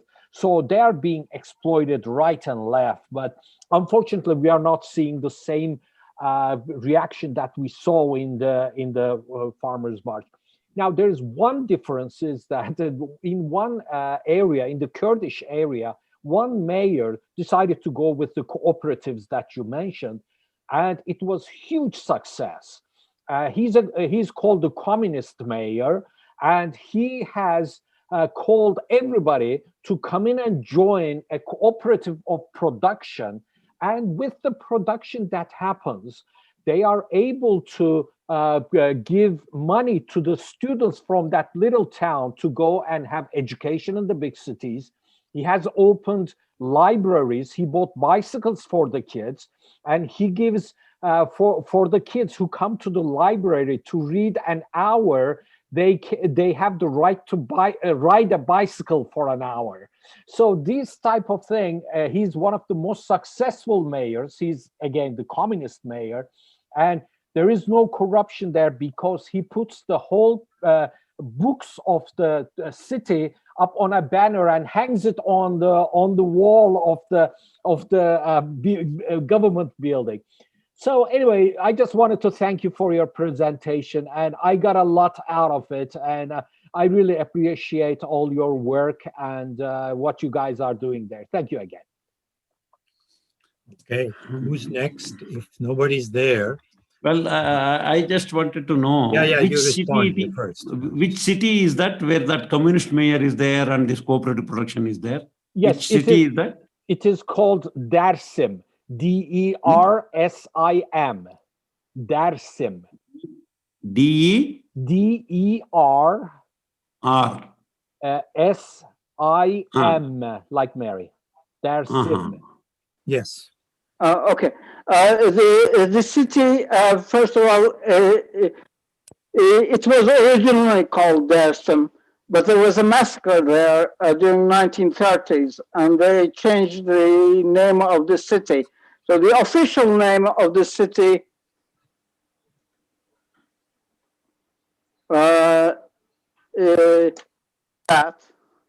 The official name is Ovacık.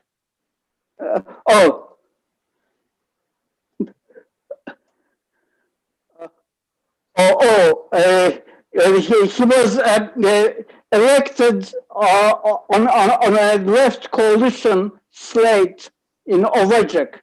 Later, which is a district within Dersim Tunceli province. But later, he successfully became mayor of the provincial capital on the Communist Party ticket. He is the first communist mayor in Turkey, and in the main city, he was elected under the Communist Party ticket, not through a coalition. Okay. Yusuf, you have a question or comment on the? No, I just wanted to give more information on what Mehmet was talking about. Yes, and he has become under the Ovacık is like a county seat, but Tunceli, officially Tunceli, but we call it Dersim, but by its original name, is a full city, provincial capital city, and there he was elected on the TKP, the Communist Party of Turkey ticket, without any coalition, without. Okay, I just wanted to clarify that. Thank you. Comrade Nagaraj, can you afford a few more minutes? Time is your 2 a.m. for you, but can you stay on for a few more minutes? No problem. I'm a late sleeper. Okay. I would have been fast asleep long ago. So I wanted to ask you this because this question was from Richard about capitalist split in the capitalist camp. And based on Abhinav Sinha's, one of his argument was that India is past the democratic stage. We are in a socialist stage we're past the democratic stage, according to him, in the struggle. We are in the socialist struggle of this stage of the struggle, socialist struggle stage. And he was saying, how can there be among farmers who employ rural workers in their economy and be at the same alliance? And so I know that I posed to him this thing about Lenin, that it is not, I'm not talking about February Revolution, in October, all of the peasantry was on one side, including the rich peasants who employed workers on their side. And because the struggle was against global capital, French and English mainly, and weak Russian capital. And by that time, the feudals were overthrown. So the social struggle. So I said, why is it not similar?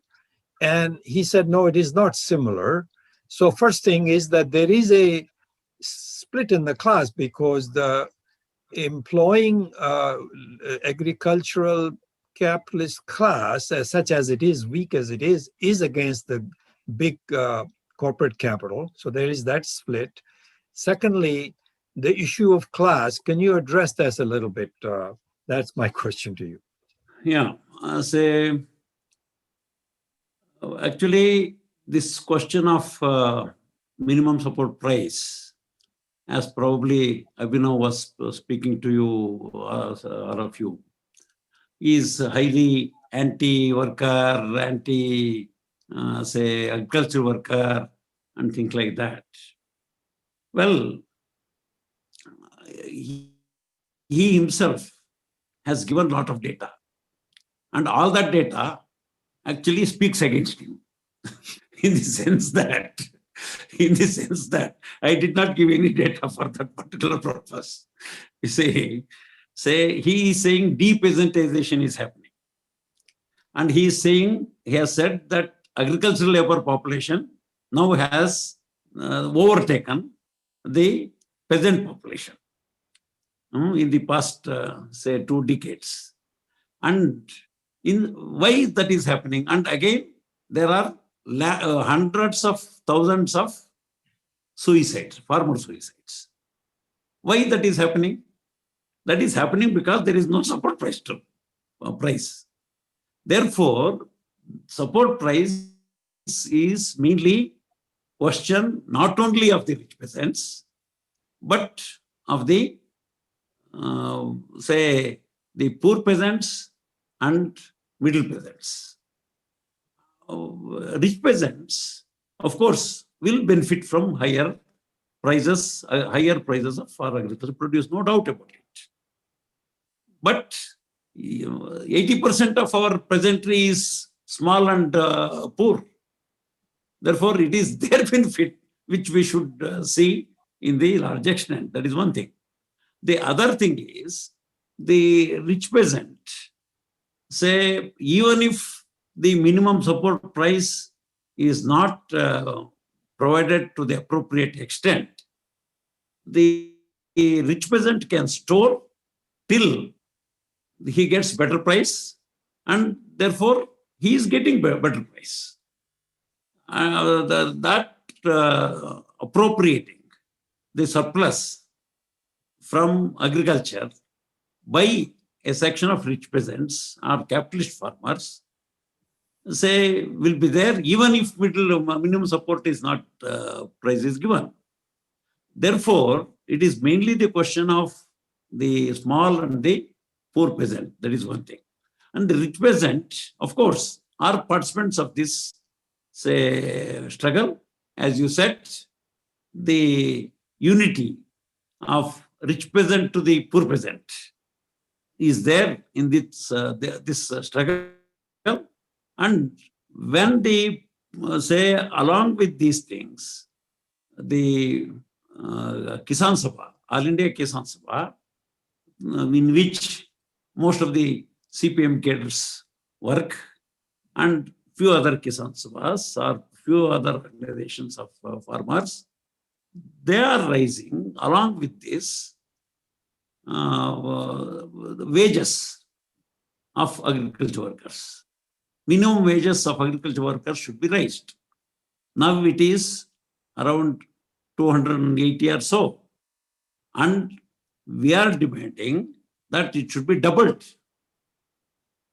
And we are also demanding that employment guarantee scheme should be expanded to more than, now it is only 100 days per family.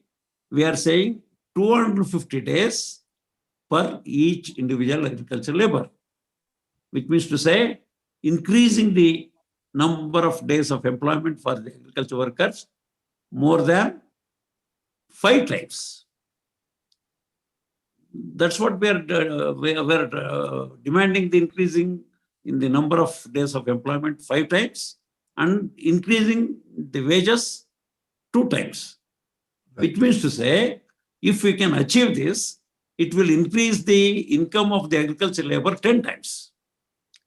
And say that will be that will drastically reduce the surplus that the rich peasant who employs agriculture labor can accumulate. Therefore, it is not only raising only minimum support price.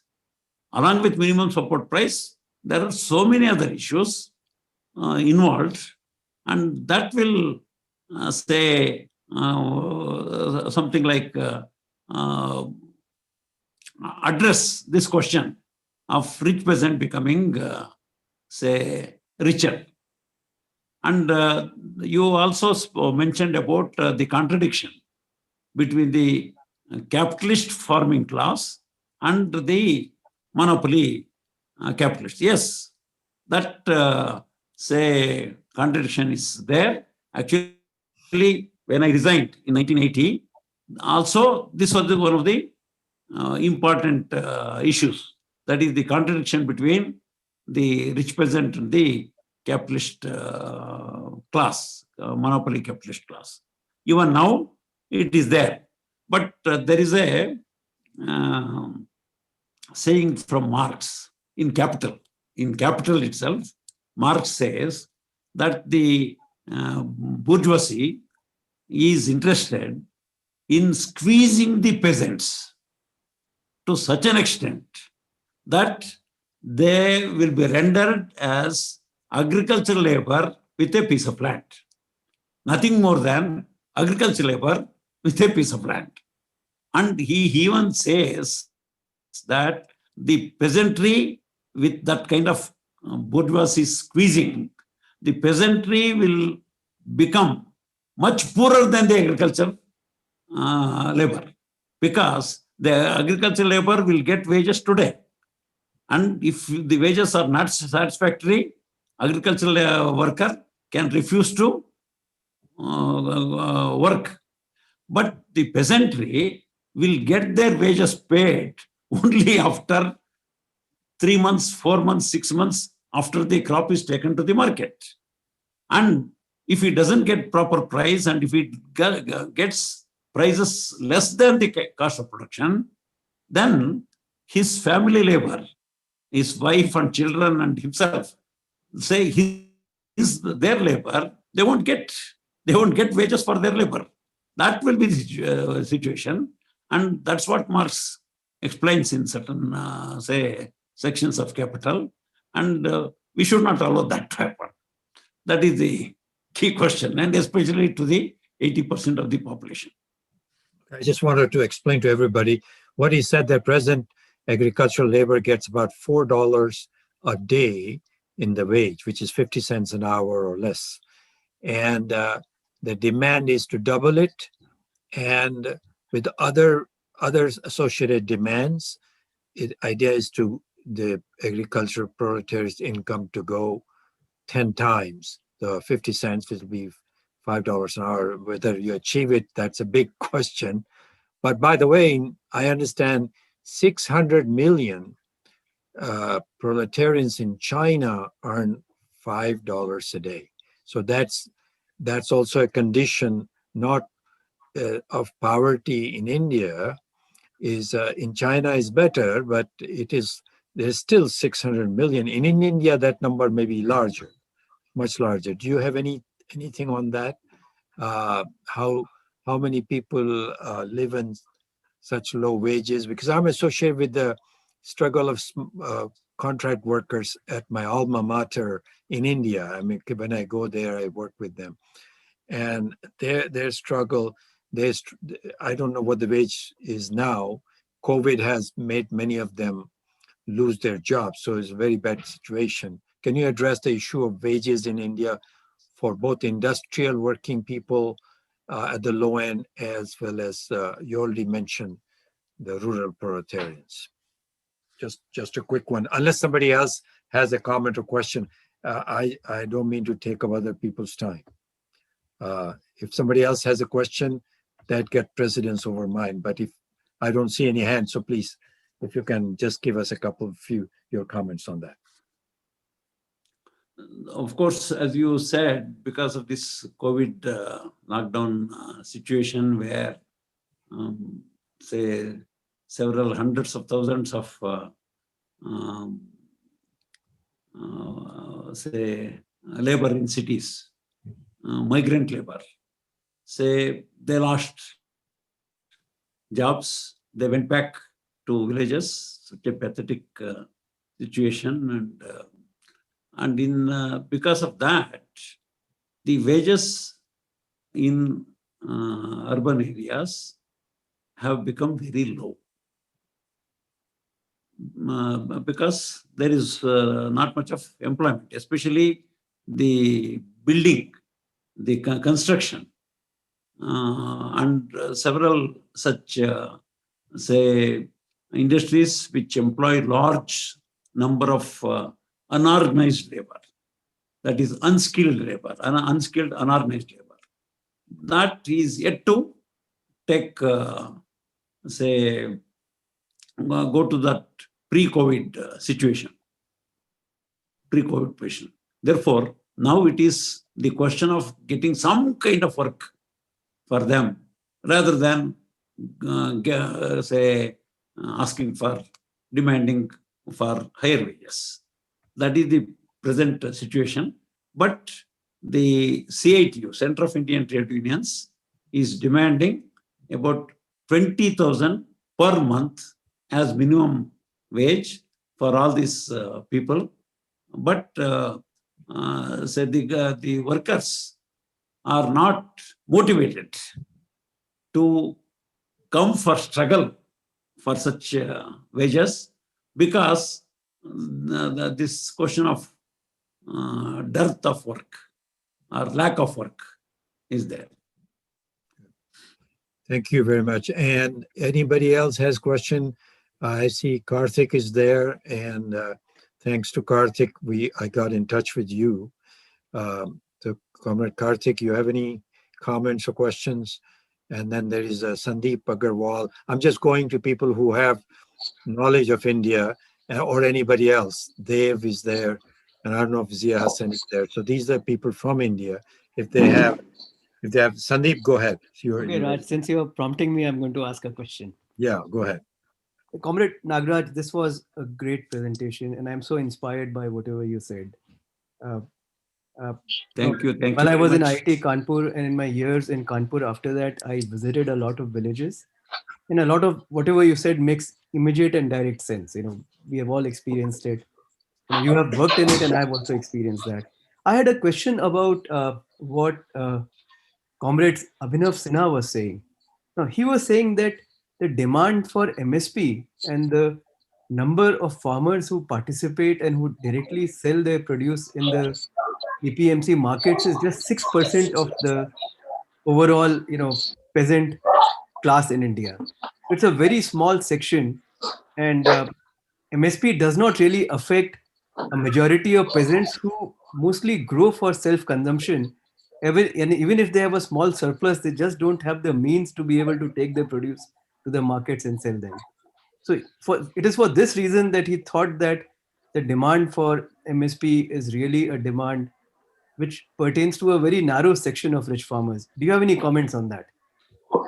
Well, that is, say, of course, Abhinav's say position. I heard that from the video that was, say, video link that was sent to me by Sahai. Well, that is also the point of view that is being, say, propounded and propagated day in and day out by all the corporate media. They are saying that only 5%, 6% are getting benefit out of that, and why there should be such a hue and cry and all that. But the main thing is the peasants of India and peasant organizations of India are demanding since almost a decade, and especially since 2 years, 2018 large peasant rally, as I was saying, led by Kisan Sabha. Say in that rally, say they demanded, and in Maharashtra, Rajasthan, poor peasants marched. They had a long march. You might have heard of that. Say hundreds of kilometers they walked from Nagpur to Mumbai. And even in all these struggles, they are demanding for minimum support price for not only 23 crops that the minimum support price is being declared. They are demanding minimum support price for all agricultural crops. All agricultural crops. Not only food crops. For cotton, for say groundnut, all these things. Everything should be provided with minimum support price. And declaring minimum support price is only lip sympathy. It's a kind of lip sympathy, because after declaring minimum support price, if government doesn't provide proper budgetary support to procure the crops when the market price falls below the minimum support price, say it is useless. Just declaring minimum support price is useless. And that's what government is doing.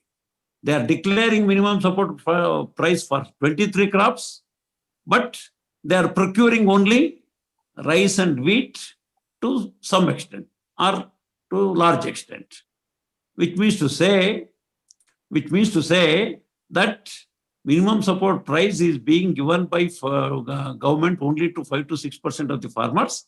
Not only this BJP government, for all these 70 years with Congress, BJP and various other governments, because they don't show the political will to support peasant farming.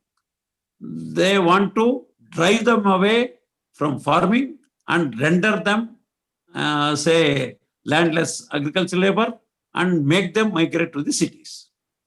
Otherwise, any government, pro-farmer, pro-peasant farmer, say, should have provided, should have declared minimum support price for all crops and also provide funds to purchase those those producers when they fall below minimum support price.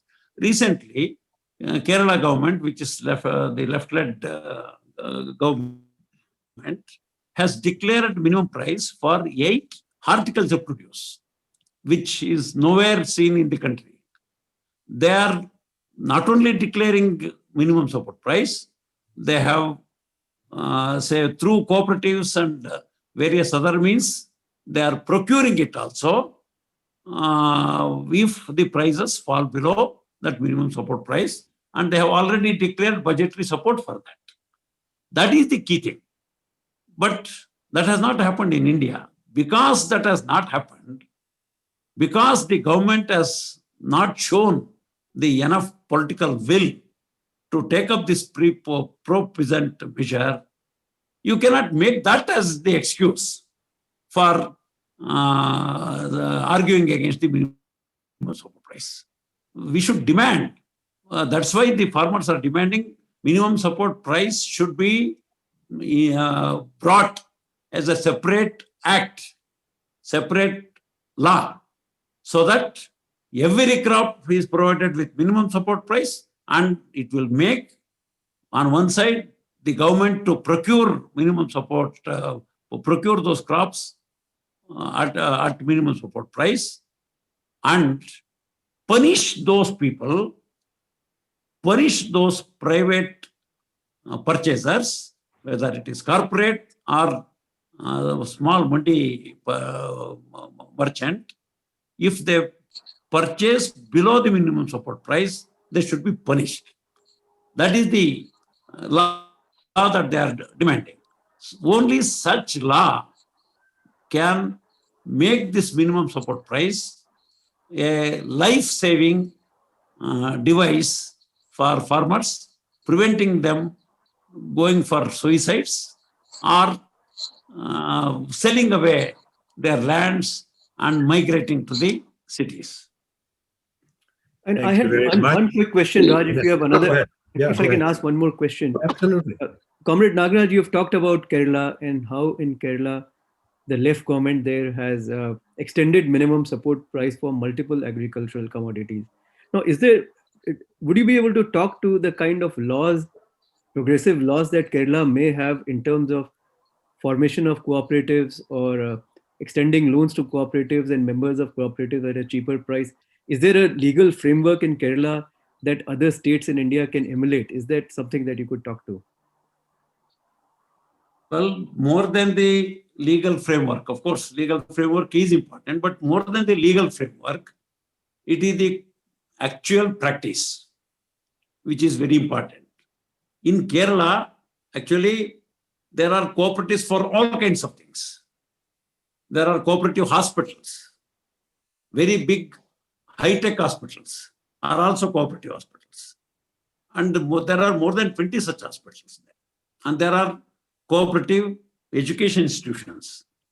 There are cooperative hotels run by cooperatives, textile, BD factories run by cooperatives. And in agriculture, say the whatever that corporate companies in rest of the country say dominate in terms of supply of inputs like fertilizer, seeds, and various other things, and also procurement is dominated by cooperatives in Kerala, except for cash crops like rubber, tea, and coffee. Rest of the things, say it is the cooperatives which dominate the agriculture produce market there. But agricultural farming, that is cooperatives entering into farming directly, so many experiments they are trying. They are trying, say, various farming groups of farmers and trying to have common, say, farming and as a preliminary stage for cooperative farming, but they are still in the stage of trials and experiments. Therefore, cooperatives are very widely spread. Agricultural credit, agricultural marketing, and consumer marketing, then health, education. Cooperatives are spread into everything, but cooperative farming is still in the stage of trying to convince the farmers and trying to make them interested in this. Therefore, it is not the question of legal framework, but it is a question of the peasants' willingness to form cooperatives and try producing. Okay, great. Thank Thank you so much. Yeah, thank you, Comrade Nagaraj. So Yeah. this we've approached the time now for end the program. And thank you for staying up so late, and thank you for so much such an informative, well-analyzed presentation. I will be sending you the link when it goes up on the YouTube, so you will get that link from me. And go ahead, Karthik. You're muted, Karthik. Unmute yourself.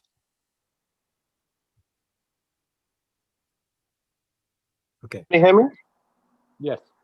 Yeah, sorry. Yeah, I had a question, but I don't think so. We have a time now. No, go But I'd ahead like to quickly. Yeah. Go ahead. Yeah. So first, I'd like to thank Comrade Nagaraj for his detailed talk and also the answer to the questions and comment on the comment. Before a question, we have announcement that Ambedkar King Study Circle and other organizations, around 10 organizations, are hosting a series of talks on the farmer protest and the issues that is going every Thursday. That is 6 Comrade p.m. Karthik, can you be little louder? I'm not Yeah, able to hear we are properly. organizing a series. Yeah, we are organizing a series with 10 organizations on every Thursday evening. I will send the information to Raj. Now I come to the question. The question is, predominantly the Dalits are marginal or agricultural laborers in India, and how the Dalit organizations are taking this issue. What is their position, and are they involved in the struggles? Are they part of the bigger coalition that is a Kishan Shankar's committee? And what kind of support they're extending, whether they openly tell their position on the current struggle, how it is going. If you have some information, please share. Yeah, please keep it brief because we're running out of time, but we'll have you back very soon Thank you. for another presentation. Yeah, the thing is, Dalits as part of Agriculture Workers Union, All India Agriculture Workers Union, are part of this All India Kisan Sangharsh Coordination Committee. And agriculture workers, as part of Agriculture Workers Union, of course, many of them, a very significant portion of section of them Dalits, they are also participating in the struggles. And Dalit organizations, they are supporting morally. They have the, say, nominal support is there in many of these, say, agitations. But en masse support that is in a massive way. Support has not yet come forth because, say, as I was describing in my lecture, that the impact of these laws on non-farmers is not very much, say, spread. If you put out the details of all these laws to the Dalits, then Dalits will also get disturbed, how their livelihood will be affected and all that. But because now only how these laws affect the farmers, that has become the main agenda, and that is the main point of discussion everywhere. And how it affects others, especially the Dalit agriculture worker, is not being, say, communicated properly through the media or press, and only our organization, Agriculture Workers Union organization, wherever it is existing, it is, say, educating or making the agriculture workers aware. Therefore, that limitation is there for their participation. Yeah, thank you, Comrade. Okay, thank you very much. And thank you, Comrade Nagaraj, and everybody for participating. For next Sunday, Roger Harris' presentation on the recent event in, sorry, you can look up for the title and description. And so we'll see you again next Sunday. Thank you for coming. And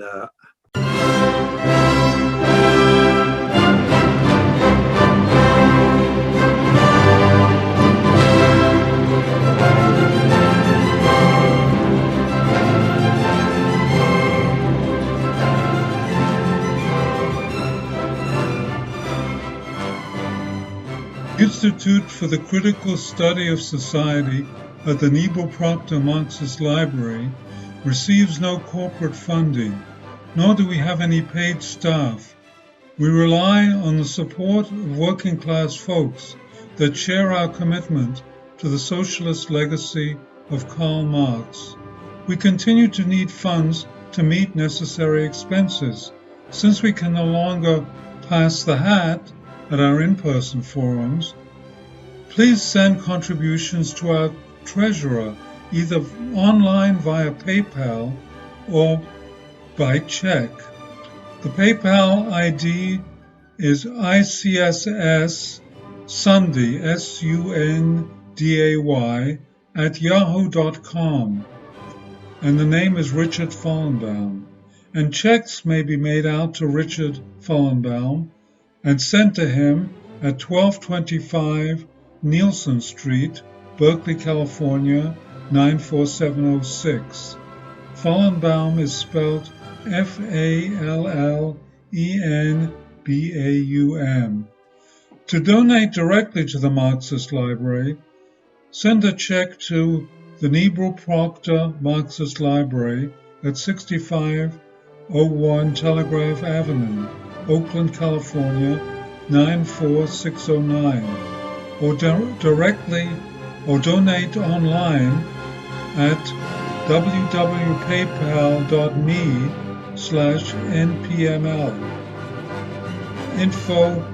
For information, write to npml at marxistlibr.org, and the website is marxistlibr.org.